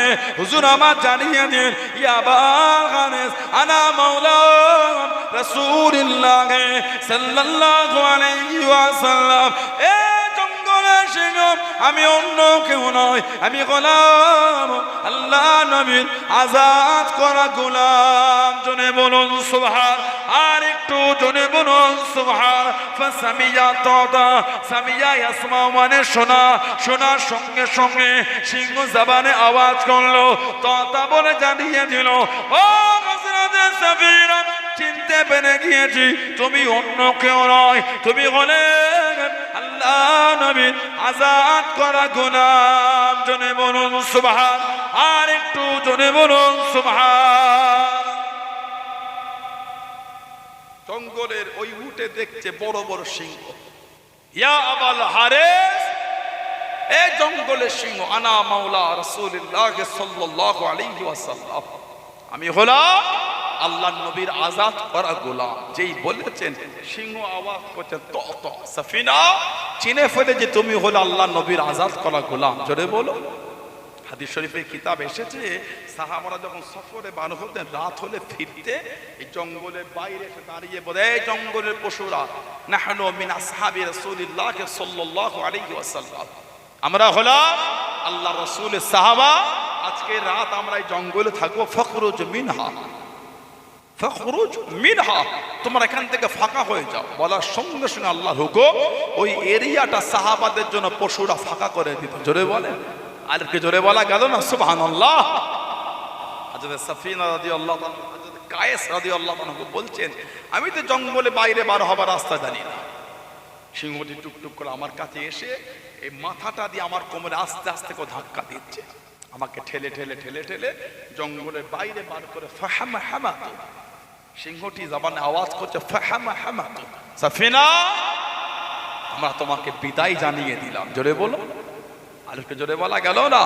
আর একটা বর্ণনা এসেছে, সিংহরা বোঝাতে চাইছে সাফিনা বিশ্ব নবীর দরবারে, হুজুরের দরবারে গিয়ে আমাদের সালামটা একটু পৌঁছে দেবে। জোরে বলুন না সুবহানাল্লাহ। আমার হুজুরের মাকামই বুঝতে পারিনি, হুজুরের সম্মানই আমরা বুঝতে পারি। হযরত হুজুরের সাহাবী আব্দুল্লাহ যুলফিজাদাইন রাদিয়াল্লাহু তাআলা হুজুরের মুহাব্বতের সাহাবী ছিলেন। আল্লাহ নবী জানার নাম দিয়েছেন আব্দুল্লাহ। মুসলমান হবার আগে নাম ছিল আব্দুল উজ্জা, উজ্জার গোলাম বা উজ্জার বান্দা। নবী দিলেন আব্দুল্লাহ, আল্লাহর বান্দা, আল্লাহর গোলাম, আল্লাহর দাস। আল্লাহর নবী নাম রাখলেন। ওনার আব্বা ছিল না। মক্কা শরীফ আর মদিনা শরীফের মধ্যে একটা পাহাড়ের পদদেশে ছোট্ট পাড়া বস্তি ছিল মুজাইনা গোত্র। এই মুজাইনা গোত্রের সন্তান ছিলেন উনি, যুবক, একটা টকবকে যুবক।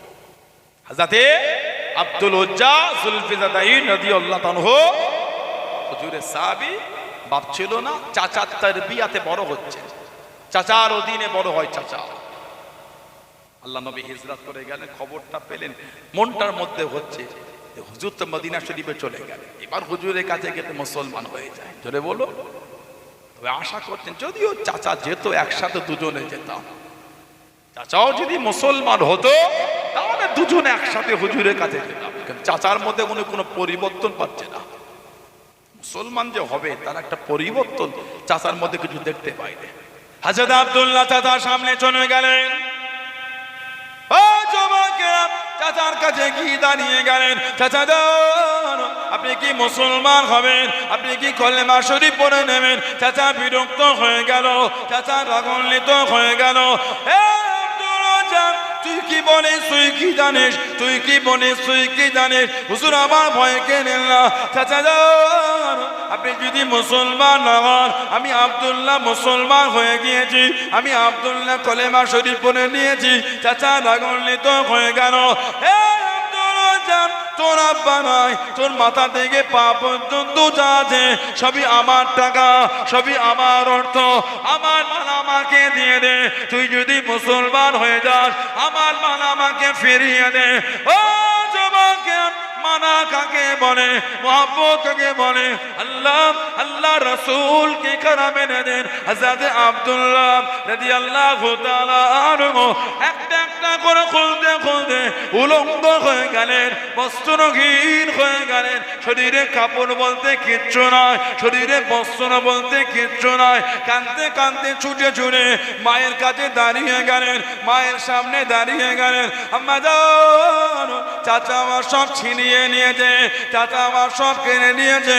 ও আমার আম্মা যান, আমি আব্দুল্লাহ মুসলমান হয়ে গিয়েছি, চাচা আমার রাগান্বিত হয়ে আমার সমস্ত কিছু নিয়ে নিয়েছে। আম্মা যান, একটা চাদর কি আমাকে দেবেন, একটা বস্ত্র কি আমাকে দেবেন? এটাকে জড়িয়ে নে আল্লাহ নবীর কাছে দেখি দাঁড়িয়ে যাব উলঙ্গ অবস্থায়। আল্লাহ নবীর কাছে যেতে পারবো না, আল্লাহ নবীর সামনে যেতে পারবো না। মা একটা চাদর দিলেন, চাদরটাকে জড়িয়ে নে কাঁদতে কাঁদতে ছুটে ছুটে মদিনা শরীফের বাইরে দাঁড়িয়ে দাঁড়িয়ে কানে আল্লাহ নবীর কানে। খালি গায়ে যেতে পারবো না, খালি গায়ে দাঁড়াতে পারবো না। চাদরটাকে খুলে নে, দুটো টুকরা করে নে, একটা টুকরা জড়িয়ে নে, একটা টুকরা গায়ে নে। মদিনার মসজিদে নববী শরীফে চলে গেলেন। জোরে বলুন সুবহান, আর একটু জোরে বলুন সুবহান। মাথা থেকে পা পর্যন্ত সুতো বলতো কিচ্ছু নয়, মাথা থেকে পা পর্যন্ত সুতো বলতো কিচ্ছু নয়, সব কেড়ে নিয়েছে। কত কষ্ট সাহাবাদের দেখেছেন জীবন।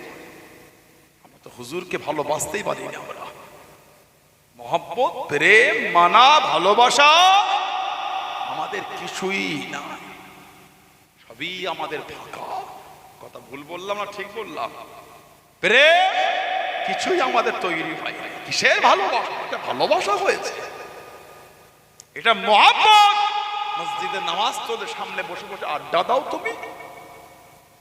মসজিদে নামাজ ইমামের তেলাওয়াত কানে ভেসে ভেসে আসে, মন নরম হয়নি, মনটা গলে না। নামাজ পড়ি, ইমামের পেছনে দাঁড়ায়, তারাবির নামাজ হয়, এই কদিন পরে শুরু হয়ে যাবে। দেখবেন আবার মোবাইলে কি তখন ভক্ত বেরিয়ে পড়েছে, 8 রাকাত 8 রাকাত 8 রাকাত করছে। আছে না? না মজবুত এলাকায় আছে না? যে খবরদার যাত্রার কথায় কান দিও না। তারাবির নামাজ ওটা সারা বছরের নামাজ নয়, রমাদানের নামাজ ওটা। আর কিয়ামুল লাইল ওটা হলো সারা বছরের নামাজ, ওটা তাহাজ্জুদ। ওয়া মিনাল লাইলি ফাতাহাজ্জাদ বিহি নাফিলাতাল লাক। আল্লাহ পাক আমার নবীর জন্য রাত্রির তাহাজ্জুদের নামাজটা অতিরিক্ত করে দিয়েছেন। জোরে বলো, বললেন আলহামদুলিল্লাহ। তারাবি কিয়ামুল লাইল ফির রমাদান, তাহাজ্জুদ কিয়ামুল লাইল। তারাবি হলো রমাদানের রাতের নামাজ, তাহাজ্জুদ হলো সারা বছরের নামাজ। আমরা তারাবির নামাজ পড়ো রমাদান শরীফ, আমরা তাহাজ্জুদের নামাজ শেষ রাতে গিয়ে আবার পড়ি। আমরা যারা আমরা তাহাজ্জুদের নামাজ পড়ি, তারাবির নামাজ রাতে হয়ে গেল, এশার পরে আবার রাতে শেষ রাত্রে গিয়ে আলহামদুলিল্লাহ আবার আমরা তাহাজ্জুদের নামাজ আমরা আবার আদায় করি। আল্লাহ করিয়ে না, আল্লাহ সকলকে ইবাদত করার তৌফিক দেন। আল্লাহুম্মা আমিন বলেন, আল্লাহুম্মা আমিন। নতুন করে এলাকায় একটা কেমন ফিতনা শুরু হয়ে যাচ্ছে, 8 রাকাত তারাবি। তাহলে 8 রাকাত তারাবি বললে হবে না, নামাজ পড়তে পারে, নামাজ পড়ার কোনো বিরোধ। আমরা ওই সমস্ত লোকেদের মতো নেমো খারাপ আর নাদান নয়। বাংলাদেশের ওই নাদানটা, বেঈমানটা, এদের করে কাফের না বললে কাকে কাফের বলবেন আপনি? তাহলে আপনার সাধারণ লোক যাকে তাকে কাফের বলবেন না, আলেম ওলামারা ফতোয়া দেবে, ঠিক না ভুল? আপনার সাধারণ লোক আমরা সব বুঝি না, আলেম ওলামা বোঝে, আপনি কেন বলবেন? আজ বেরিয়ে ওলামারা ফতোয়া না দিলে, ওই কদিন আগে ভিডিও, গত বড় মনে হয়, গত বড় আমি আসিনি, তার আগেবারে এসেছিলাম, ভিডিওটা আবার কদিন আগে দেখলাম, আগেও দেখেছি আবার দেখলাম। এই শাবান মাস আসলে ভিডিওগুলো নেটে বেশ চলে আসে আমাদের কাছে। ওই বাংলাদেশের এক নাদা বক্তৃতা দিদিকে বলে গেল যে এই শাবে বারাত, লাইলাতুল বারাত, ওই রাত্রিরে লাইলাতুল নিসফির শাবানে ওই দল বেঁধে মসজিদে নামাজ পড়ার থেকেও ওই পতিতালয় বেশ্যাখানায় থাকলে গুনাহ কম হবে বলছে। বললেন আস্তাগফিরুল্লাহ। কেউ ভিডিওটা দেখেছেন আপনাদের মধ্যে? দেখেন নাউজুবিল্লাহ বলে, ওই নামাজ পড়ার থেকে বেশ্যাখানায় থাকলে গুনাহ কম হবে বলছে। ও তো বড় বেঈমান দেখেছে।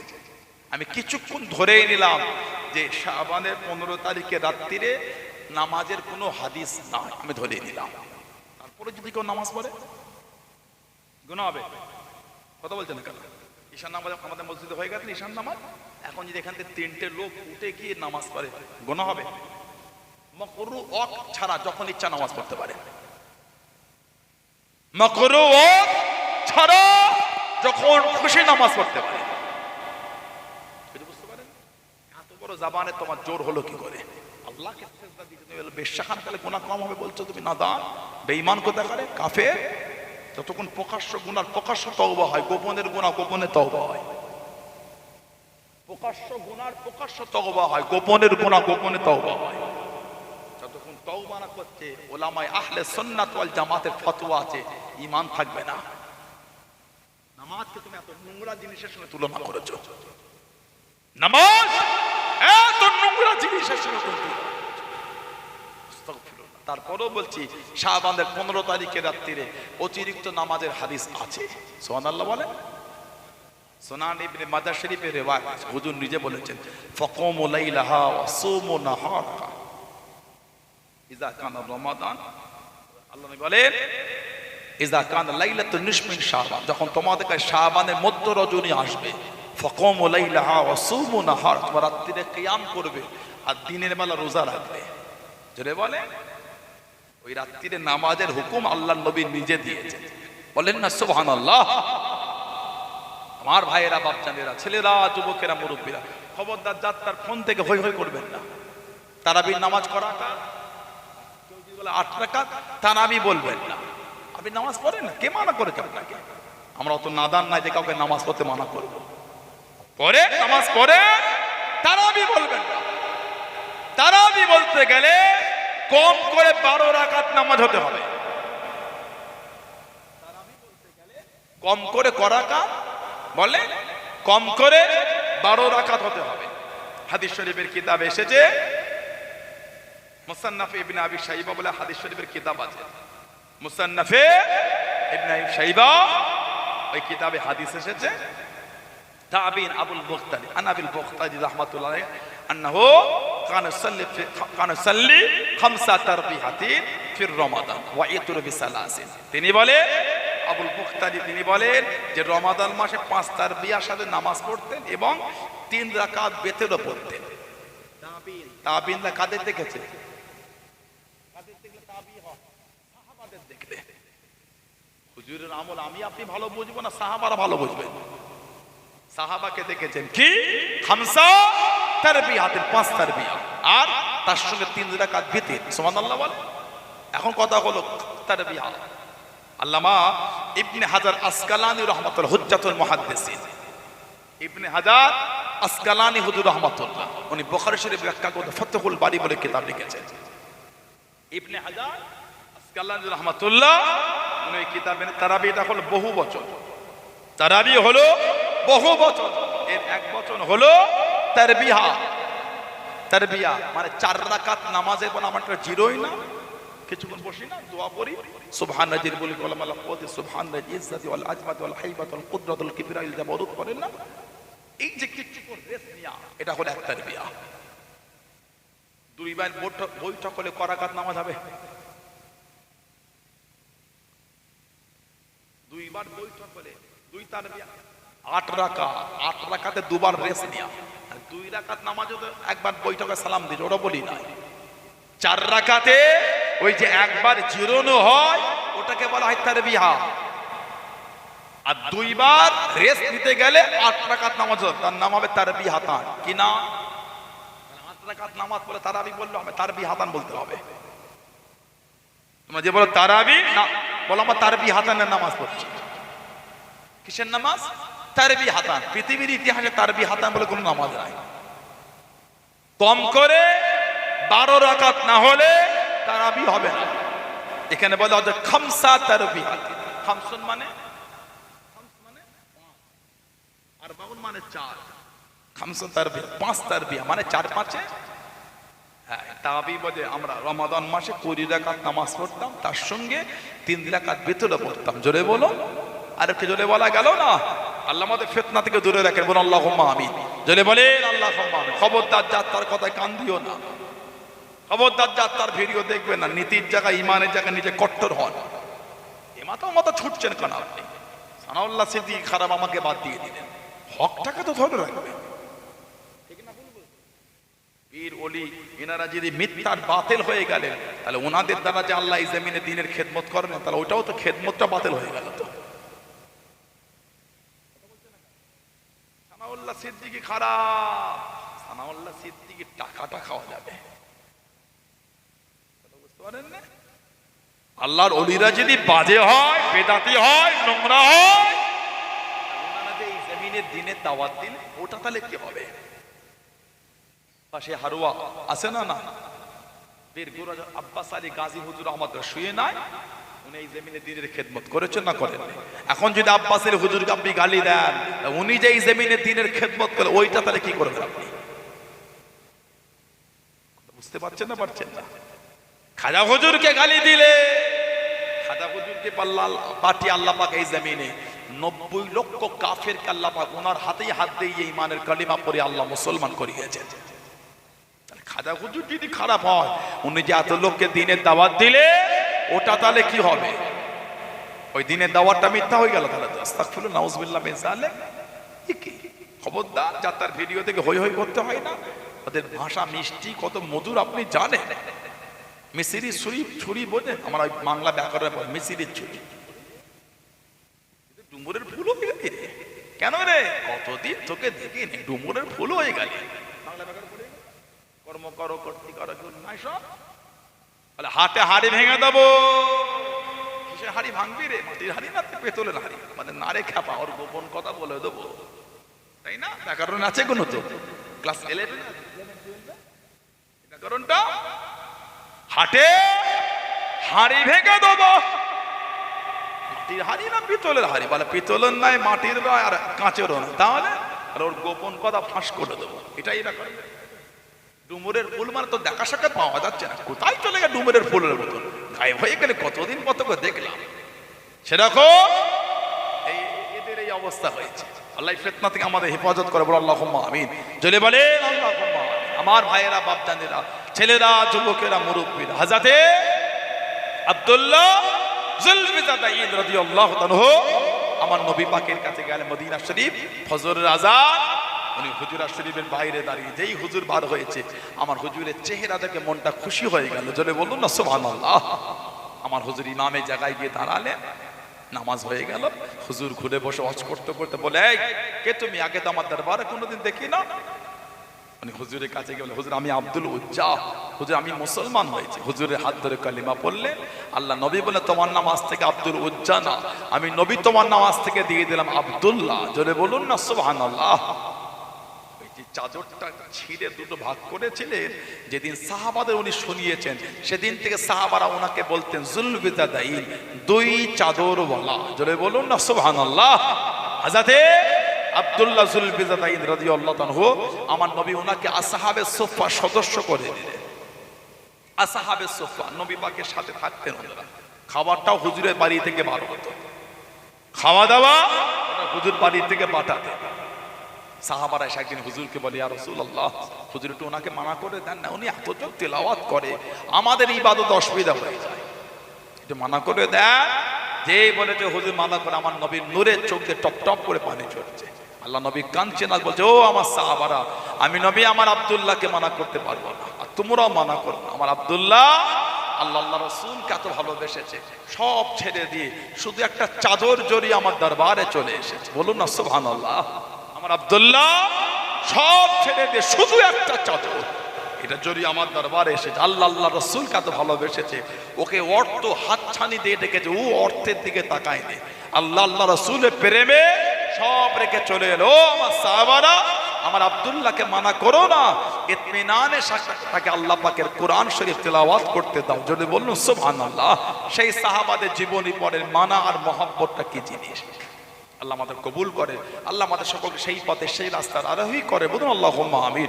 আল্লাহ আমাদের প্রত্যেকের দ্বারা, আল্লাহ আমাদের মা বোনদের দ্বারা 5 ওয়াক্ত নামাজ আল্লাহ কায়েম করিয়ে দেন। সকলে বলুন আমিন। জোরে বলেন আল্লাহুম্মা আমিন। একটু দরুদ শরীফ আল্লাহুম্মা।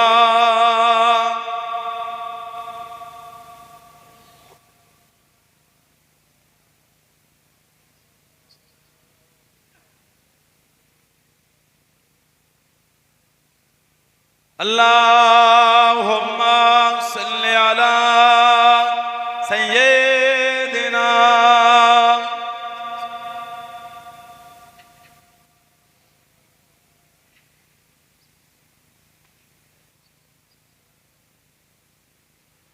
तमन्ना मुद्दतों से है जमाल मुस्तफा देखो। बोलो ना सुभानअल्लाह, बोले ना अल्लाहुम्मा आमीन। तमन्ना मुद्दतों से है जमाल मुस्तफा देखो। इमामुल अंबिया देखो, हबीब किबरिया देखो। इमामुल अंबिया देखो, हबीब किबरिया देखो। तमन्ना मुद्दतों से है जमाल मुस्तफा देखो। वजिनके दमो कदम से नबीरों शनि पाए, जिनके दमो कदम से नबीरों शनि पाए।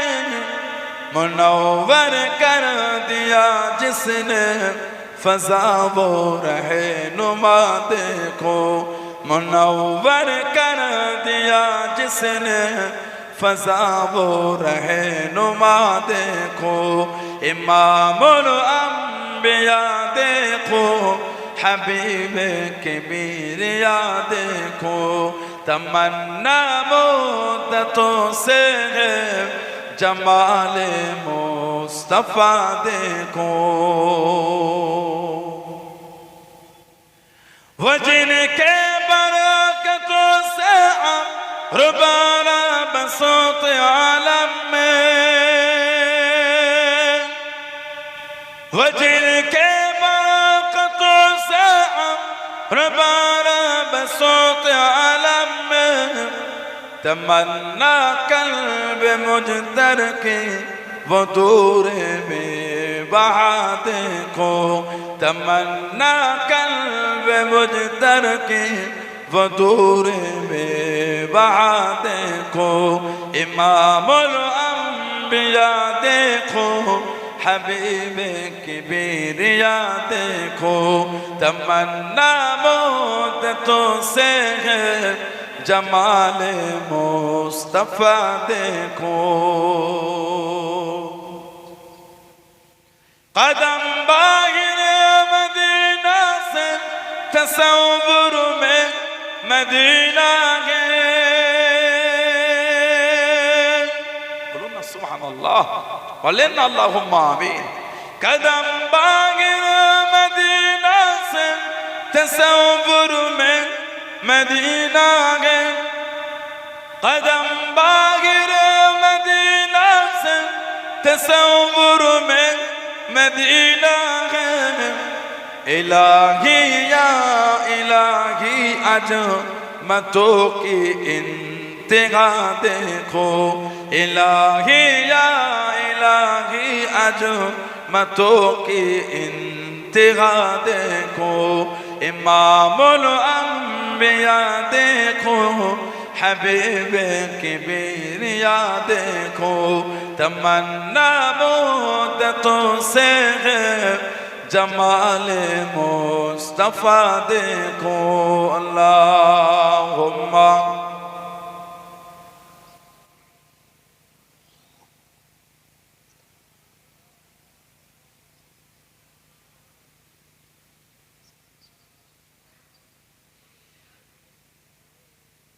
আমার ভাইয়েরা বাপজানেরা ছেলেরা যুবকেরা মুরব্বীরা মায়েরা বোনেরা মেয়েরা মহিলারা ভালো হয় শরীয়তের মধ্যে আসেন মনটাকে ভালো করে মরণ আমার আপনার একদিন হবেই হবে যারা ভালো হয়েছেন যারা মেনে চলেছেন তাদের থেকে শিক্ষা দান ভালো হয়েছেন আল্লাহর ওলি আল্লাহ পাকের নেক বান্দা হযরতে ফুদাইল বিন আইয়াজ রাহমাতুল্লাহ জোরে বলুন না সুবহানাল্লাহ ওনার নাম শুনেছেন হযরতে ফুদাইল বিন আইয়াজ ওনার জন্মটা ছিল 107 হিজরিতে 107 হিজরি হযরতে ফুদাইল বিন আইয়াজ রাহমাতুল্লাহ ওনার জন্ম হয়েছে জবরদস্ত আল্লাহর ওলি ওনার জন্মটা ছিল বর্ণনা এসেছে ওনার জন্ম হয়েছিল খোরাসান যেটা বর্তমান ইরাক আর ইরানের মধ্যে অবস্থিত খোরাসান ইরাক আর ইরানের মধ্যে অবস্থিত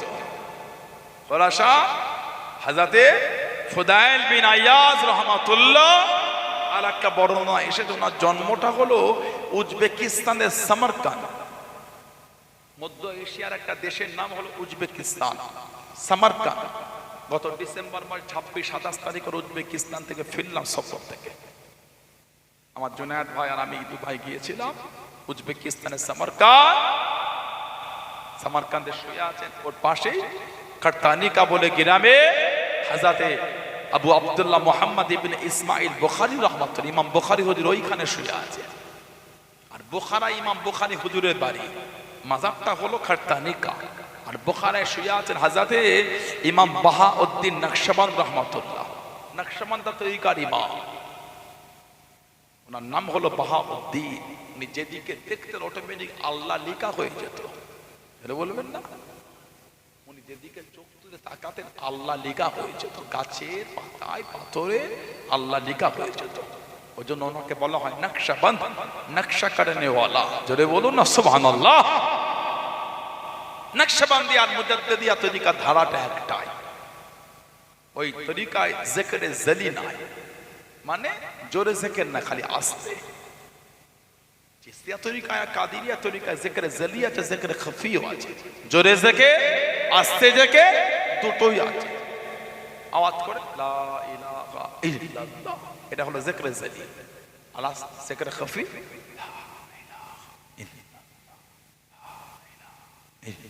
আওয়াজ হবে না চিশতিয়া তরিকায় কাদিরিয়া তরিকা দু রকমই আছে তবে নকশবন্দিয়া মুজাদ্দিদিয়া তরিকায় জিকিরে জলি না খালি জিকিরে খফি আস্তে আস্তে আওয়াজ হবে নিঃশ্বাসের সাথে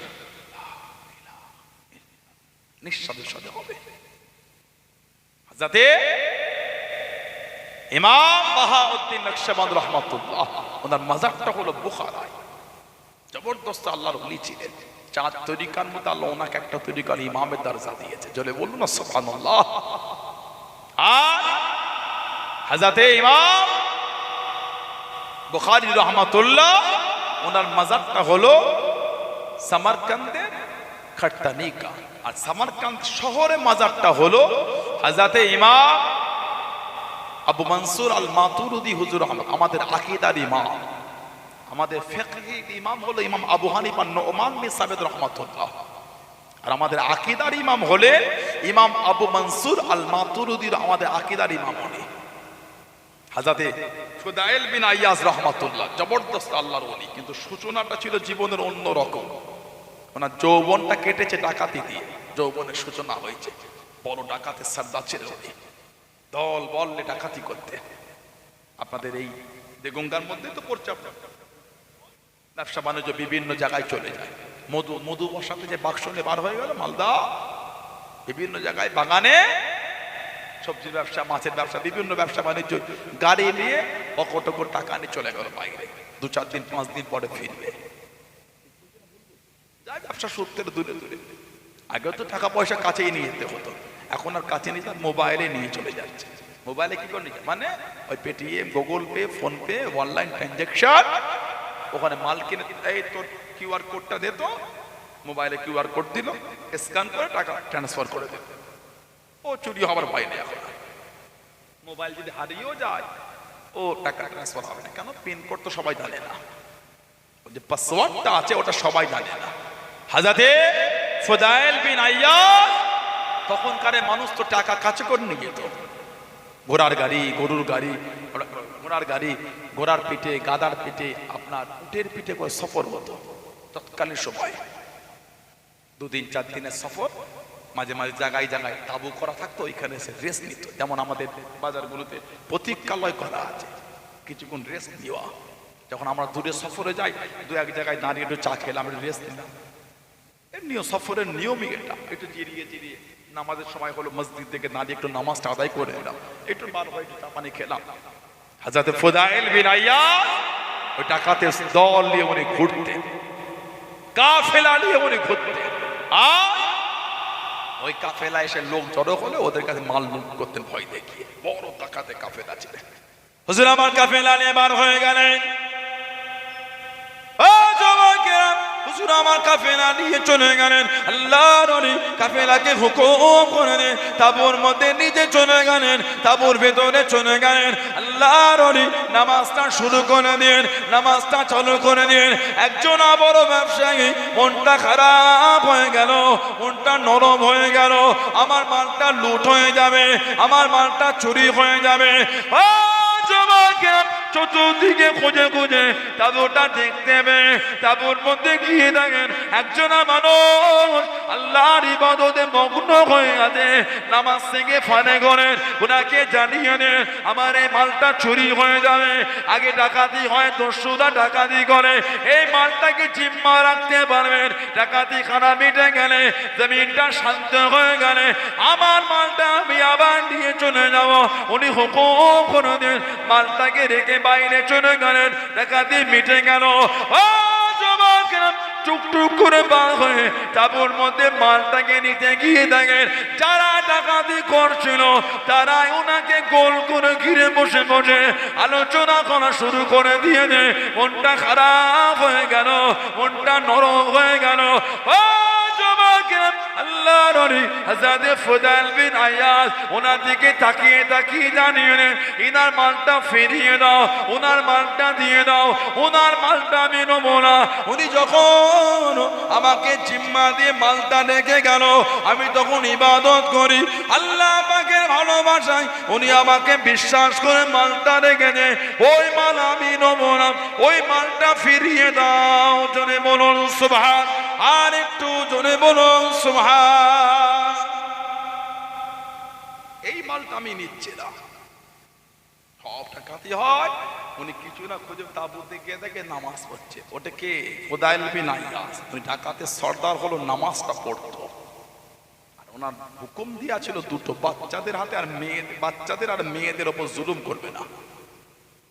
মালটা ওনাকে বলে রাখবো, এই ডাকাতি হচ্ছে, ডাকাতি মিটে গেলে আবার মালটা নিয়ে যাও আপনার কাছ থেকে। উনি বলে হ্যাঁ রেখে দাও।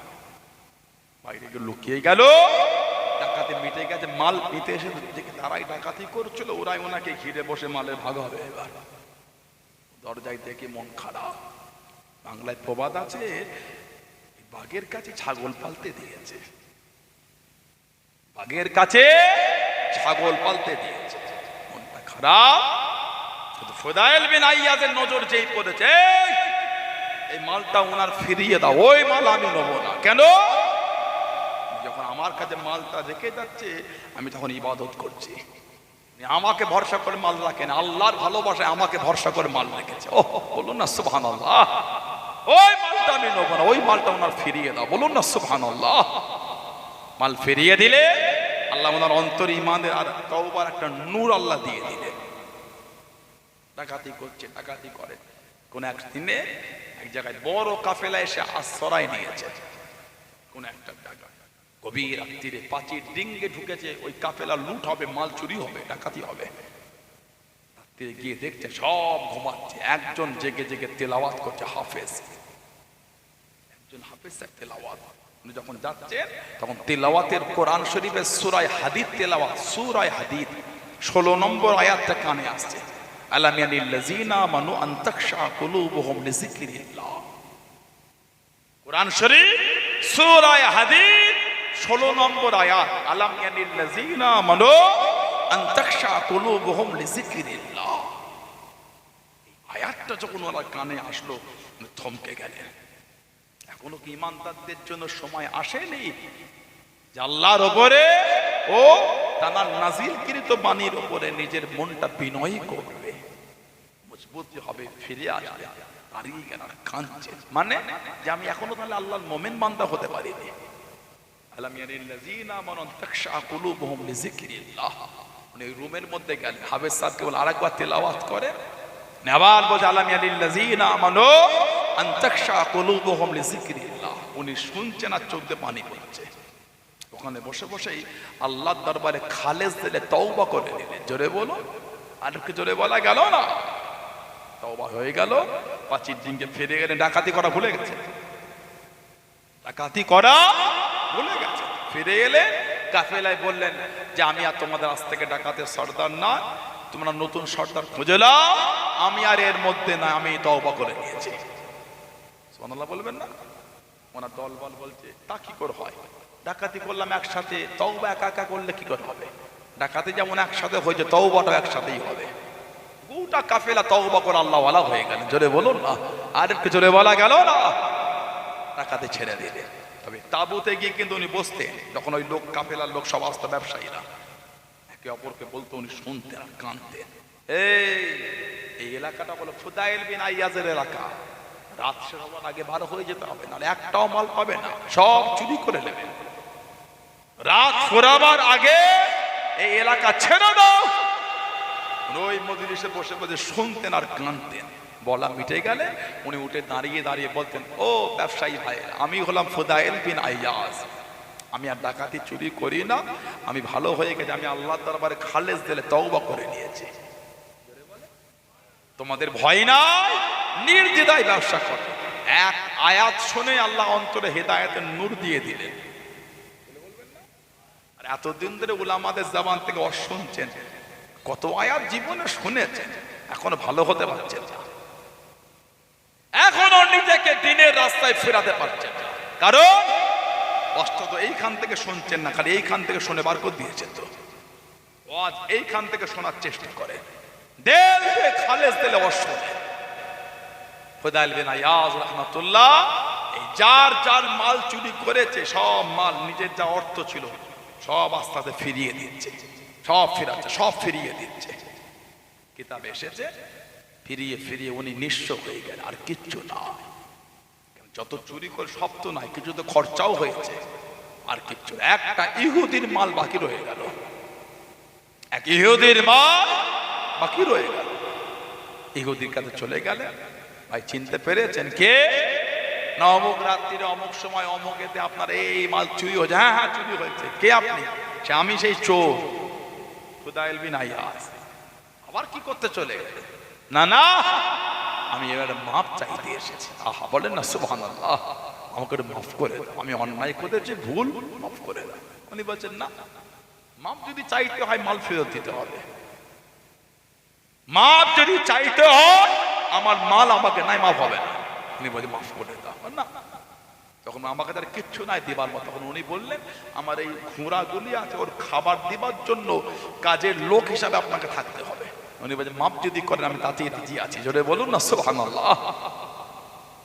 রয়ে গেলে 3 থেকে 4 দিন ছিলেন, কোন এক তারিখে বড় একটা খাঞ্চায় মাটি পাথর তুলে ওটা চাপা দিয়ে রেখে দিয়েছে। ইহুদি দূরে আছে, ফুদাইল বিন আয়াজ হুজুরকে ডাকলেন। উনি এলেন, এই পাত্রটা আমার কাছে এনে দাও তো। পাত্রটা যেই উঠিয়ে এনেছে, উনি খুলে দেখছে আর মাটি আর পাথর ওগুলো নাই, সব সোনা হয়ে গেছে। জোরে বলে সুবহানাল্লাহ। ফুদাইল বিন আয়াজ রাহমাতুল্লাহকে বলে, ফুদাইল বিন আয়াজ, আমি এর মধ্যে সোনা রাখিনি, আমি এর মধ্যে মাটি আর পাথর রেখেছি। তাহলে আমি হলাম আসমানি কিতাবের আলেম। আমি আসমানি কিতাবে পড়েছি, যারা পরীক্ষিত মুসলমান, যারা প্রকৃত ঈমানদার, খালেস দিলে তওবা করবে, তাদের জন্য আল্লাহ মাটিটাকে সোনা বানিয়ে দেবেন। যদি বলবেন না ফুদাইল বিন আয়াজ, আমি তোকে মাফ করতে পারি, শর্ত একটা, কি? আমাকে ঈমানের কালিমা পড়িয়ে মুসলমান করতে হবে। জোরে বলুন না সুবহানাল্লাহ। এত বড় ওলি হয়ে গেছেন ফুদাইল বিন আয়াজ রাহমাতুল্লাহ, এত বড় আলা দরজা পেয়ে গেলেন। উনি গিয়ে বসতেন আওলাদের রাসূল ইমাম জাফর সাদেক রাহমাতুল্লাহর কাছে। উনি মাঝে মাঝে বসতেন আমাদের ইমাম আবু হানিফা নুমান বিন সাবিত রাহমাতুল্লাহর কাছে। আর আল্লাহ ওনাকে এত দরজা দিয়েছিলেন, ওনার কাছে গিয়ে বসতেন। চার ইমামের এক ইমাম ইমামে শাফি রাহমাতুল্লাহ গিয়ে ওনার কাছে বসে থাকতেন। জোরে বলুন। ওনার কাছে বসতেন হাদিসের বড় ইমাম আমিরুল মুমিনিন ফিল হাদিস হযরতে আব্দুল্লাহ ইবনে মুবারক রাহমাতুল্লাহ ওনার কাছে গিয়ে বসে থাকতেন। জোরে বলুন। আর কি জোরে বলা গেল না সুবহানাল্লাহ। কে? ইমামে শাফি, চার ইমামের এক ইমাম। উনি কুরাইশ ছিলেন, মক্কা শরীফে হজ করতে তাবুতে আছে। একজন আল্লাহর ওয়ালা মানুষ উনাকে বলে দিলেন, ও যুবকেরা, আল্লাহর ওলিকে জানিয়ে দেন আমার দস্তরখানা আপনার দাওয়াত, আমার দস্তরখানা আপনার দাওয়াত। দস্তরখানে বসে বসে খেয়ে নিয়ে খাওয়া দাওয়া মিটে গেল। আল্লাহর ওলি হযরত ইমাম শাফি জিজ্ঞাসা করলেন, আপনার বাড়ি তো মদিনা শরীফ, মদিনার নববী শরীফে। আল্লাহর ওলি হযরত ইমাম মালিক রাহমাতুল্লাহ আলাইহি উনি নাকি বসে বসে আল্লাহ নবী সাল্লাল্লাহু আলাইহি ওয়াসাল্লামের হাদিস শরীফে দাসখানা উনি দেন। উনি শুনে বললেন, হ্যাঁ দেন। আপনি কি মদিনা শরীফ যাবেন? ইমামে শাফি জানিয়ে দেন, হ্যাঁ আমি মদিনা শরীফে যাব, আমি মদিনা শরীফে যেতে যাই। ও যুবকেরা, কাফেলা মিলে গেলেন। মদিনা শরীফে পৌঁছে গিয়ে মদিনার মসজিদে নববী শরীফে গিয়ে আল্লাহর ওলি হযরত ইমামে মালিক রাহমাতুল্লাহ আলাইহির হাদিস শরীফের মজলিসে গিয়ে বসে গেলেন। জোরে বলুন সুবহান। আর একটু জোরে বলুন সুবহান। ইমামে মালিক সেদিন ইমলা করাচ্ছেন। ইমলা মানে উনি হাদিস শরীফ বলতে আর সবাই লিখছে। সফর করে গেছে, উনিও বসে গেলেন। খাতা নাই, পেন নাই, কিছু নাই, শক্ত পারা কিছু একটা কুড়িয়ে ওটাই হাতে বোলাচ্ছে। সবাই খাতা পেন, উনি হাতে বোলাচ্ছে। হাদিস শরীফের ক্লাস মিটে গেল, সব উঠে চলে যায়। ইমামে মালিক বলে, এই ছেলে তুমি যাবে না? বলে, হুজুর আমি মুসাফির মানুষ, আমি কোথায় যাই? সফর করেছে। ও হাতে কি করেছিল? হুজুর হাদিস শরীফ। এই হাতে আবার হাদিস শরীফ আদবের খেলা, কই দেখি, কই হাতে লেখা নাই তো। বলে, হুজুর বেয়াদবির মাপ চাই, আমি হাতে বলিয়েছি, হাদিস শরীফ আমি আমার অন্তরে লিখেছি। বলে আজরে বলা গেল না যে কটা হাদিস শরীফ উনি শুনিয়েছিলেন ইমলা করার জন্য, লেখার জন্য। ইমাম শাফি হুজুর একবার শুনে প্রত্যেকটা হাদিস একটা একটা করে সব শুনিয়ে দিয়েছে। জোরে বলুন না সুবহানাল্লাহ। হযরতে ইমাম শাফি রাহমাতুল্লাহ উনি মাঝে মাঝে গিয়ে বসতেন ফুদাইল বিন আয়াজের কাছে। আর ইমাম শাফি হুজুরের কাছে গিয়ে বসতেন ইমাম আহমদ ইবনে হাম্বল রাহমাতুল্লাহ। জানাকে আল্লাহ চার ইমামের এক ইমাম বলেছেন। ইমামে আহমদ ইবনে হাম্বল জানাকে আল্লাহ পাক 10 লক্ষ খালি হাদিসের হাফেজ করেছে। জোরে বলবেন না? 10 লক্ষ হাদিসের হাফেজ ইমামে আহমদ ইবনে হাম্বল রাহমাতুল্লাহ। কোন বর্ণনায় 8 লক্ষ, কোন বর্ণনায় 10 লক্ষ, কোন বর্ণনায় 20 লক্ষ মানুষ ওনার জানাজায় জামায়াত হয়েছিল। জোরে বলুন না সুবহানাল্লাহ। ইমামে আহমদ ইবনে হাম্বল রাহমাতুল্লাহ উনি হাদিস শরীফ বলাতেন। আব্বাসী খেলাফত একজনের নাম ছিল, শাসকের নাম মুক্তাসিম বিল্লাহ। ইসলামী হিস্ট্রিতে উমাইয়া খেলাফতের আলোচনা আছে, আব্বাসী খেলাফতের আলোচনা। এই আব্বাসী খেলাফত আলোচনা শুনবে, পড়বে মুক্তাসিম বিল্লাহ। এই বিয়াদব হুজুরের মাদ্রাসা বন্ধ করে দিয়েছিল। হুজুর বলেছিলেন কোরআন শরীফ ধ্বংসশীল নয়, কেন? ওটা আল্লাহর কালাম। কোরআন শরীফ হলো আল্লাহর কালাম, ওটা ধ্বংস হবে না। এটা বলার জন্য ওনাকে বন্দী করা হয়েছিল, জেলে রেখেছিল, জেলে। দিনের বেলা হুজুরকে মারতো চাবুকের বাড়ি। উনি যখন জামাটা খুলতেন, আহমদ ইবনে হাম্বলের শরীরের চামড়া ফেটে রক্ত সব দাগ বসে যেত, রক্ত জমাট হয়ে যেত। চার ইমামের এক ইমাম এত মারতো দিনের বেলা। ওই শরীর নিয়ে রাত্রিরে দাঁড়িয়ে দাঁড়িয়ে নামাজ পড়তেন। যখন কষ্ট করে দাঁড়াতে পারতেন না, পাঁচিরে উনি হেলান দিয়ে থাকতেন। যারা ওনাকে মারতো দিনের বেলা, তাদের জন্যই উনি কেঁদে কেঁদে আমার রাত্রিরে দোয়া করতেন। জোরে বলুন না সুবহানাল্লাহ। আলোকে জোরে বলা গেল না? ইমামে আহমদ ইবনে হাম্বল হুজুর এত ওনাকে মারতো, ওনার জীবনী পড়লে বুক ফেটে যাবে আপনার। আর ইমামের এক ইমাম, ইমামে আহমদ ইবনে হাম্বল রাহমাতুল্লাহ, বুক ফেটে যাবে আপনার। ওনাকে ওই দড়ি দিয়ে বেঁধে রশি দিয়ে ঝুলিয়ে দিয়েছিল, উনি ঝুলছে, চাবুকের বাড়ি ওনাকে মারা হচ্ছে। দুজন করে লোক থাকতো, একজন মারতো, এত জোর মারতো হুজুর বেহুশ হয়ে যেতেন। ওহ, আবার জ্ঞান ফিরলে আরেকজন মারতো, বেহুশ অবস্থায় মারতো না। কেন? অজ্ঞান অবস্থায় মারলে তো মারের চলন বুঝতে পারবে না। আবার যখন দ্বিতীয় জন মারতো, এত কষ্ট কত বেহুশ হয়ে যেতেন। ইমাম আহমদ ইবনে হাম্বল, চার ইমামের এক ইমাম। কিতাব এসেছে ওনাকে প্রহার করবে, চাবুকের বাড়ি মারার জন্য সামনে দাঁড়ালেন আবুল হাশেম। হুজুর ইন্তেকাল পর্যন্ত দোয়া করতেন, আল্লাহ আবুল হাশেমকে আপনি মাফ করে দেন। আবুল হাশেম, ওনার ছেলে বলে আব্বা আবুল হাশেম কে? এটা জীবন আপনার মজলিসে আমি তাকে দেখিনি। আব্বা এটা কি? তখন উনি শুনিয়েছে আমাকে যখন চাবুকের বাড়ি মারতে এলো আবুল হাশেম, লম্বা চওড়া জাল্লাদ, আমার সামনে এসে দাঁড়িয়ে গেল। এসে বলছে হুজুর আমি আপনাকে মারবো, বাদশার হুকুম এটা, আমি আপনাকে চাবুকের বাড়ি মারবো এখন হুজুর। তবে হুজুর আমি আবুল হাশেম, আমি জীবনে 18,000 চাবুকের মার খেয়েছি। আমি আবুল হাশেম আজকে আপনাকে মারতে এসে চাবুক, তবে আমার জীবনে আমি 18,000 বার চাবুকের মার খেয়েছি। কেন জানেন? শয়তানের জন্য। আমি নোংরা ছিলাম, দস্যু ডাকাত বাজে লোক ছিলাম, 18,000 বার আমাকে চাবুকের বাড়ি মেরেছে। হুজুর আমি যদি 18,000 বার শয়তানের জন্য মারকে সহ্য করতে পারি, আজকে তো আপনাকে শয়তানের জন্য না রহমানের জন্য মারা হচ্ছে। আমি যদি শয়তানের জন্য মারকে সহ্য করতে পারি, আপনি কি রহমানের জন্য মারকে সহ্য করতে পারবেন না? আহা, ইমাম আহমদ ইবনে হাম্বল বলছেন এই কথাটা শোনার সাথে সাথে আমার মনের মধ্যে একটা আলাদা আনন্দ তৈরি হয়ে গেল। জোরে বলুন না সুবহানাল্লাহ। মনের মধ্যে আমার বুঝছিল আবুল হাশেম যদি 18,000 বার শয়তানের জন্য মার খেতে পারে, আমি আল্লাহর জন্য রহমানের জন্য কেন মার খেতে পারবো না? আমাকে তো মারটা শয়তানের জন্য না, আমাকে তো মারটা আল্লাহর জন্য মারা হচ্ছে। ইমাম আহমদ ইবনে হাম্বল বললেন এরপর থেকে মার খেতে আমার কোনো কষ্ট হতো না। কেন? আমি মনে মনে ভাবতাম মারটা তোমাকে আল্লাহর জন্য মারছে, শয়তানের জন্য নয়। জোরে বলুন না সুবহানাল্লাহ। হযরতে ফুদাইল বিন আইয়াজ রাহমাতুল্লাহ জানার শেষ জীবনটা মক্কা শরীফে কাটিয়েছিলেন। উনি কাবা শরীফে নামাজ অবস্থায় ইন্তেকাল হয়ে গেছেন। ইন্না লিল্লাহি ওয়া ইন্না ইলাইহি রাজিউন। বলুন না সুবহানাল্লাহ। নামাজ অবস্থায় ইন্তেকাল হয়েছে। তানাদের জীবনী পড়েন, তানাদের তওবার অবস্থাটা দেখেন। এমনি বললে হয় না, মানি। তাদের থেকে দেখেন মানার প্রেম আর তওবা করেছেন কারা। ভালো লোকের বাজারে একটা কিছু কথা শুনে 5 জনকে শুনিয়ে দেওয়া এটা উচিত না। তার সম্পর্কে শুনলেন চরিত্র আপনি দেখেছেন সে নোংরা, শুনে বললেন কেন? আল্লাহর ওলি হযরত নিজামুদ্দিন আউলিয়া রাহমাতুল্লাহ, ওনাকে বলা হতো মাহবুবে ইলাহি, আল্লাহর পেয়ারা। নিজামুদ্দিন আউলিয়া, ওনার মাজারটা হলো দিল্লিতে। জবরদস্ত আল্লাহর ওলি ছিলেন নিজামুদ্দিন আউলিয়া হুজুর রাহমাতুল্লাহ। ওনার জামানায় একজন লোক ইন্তেকাল হয়ে গেছেন, ওনার জানাজা কেউ পড়ে নাই। ওনার ছেলে ওনার স্ত্রী বলতেন যে ভালো হয়ে যান, কেন এমন করে? উনি শুনতো না। নিজামুদ্দিন আউলিয়া রাহমাতুল্লাহ জবরদস্ত আল্লাহর ওলি ছিলেন।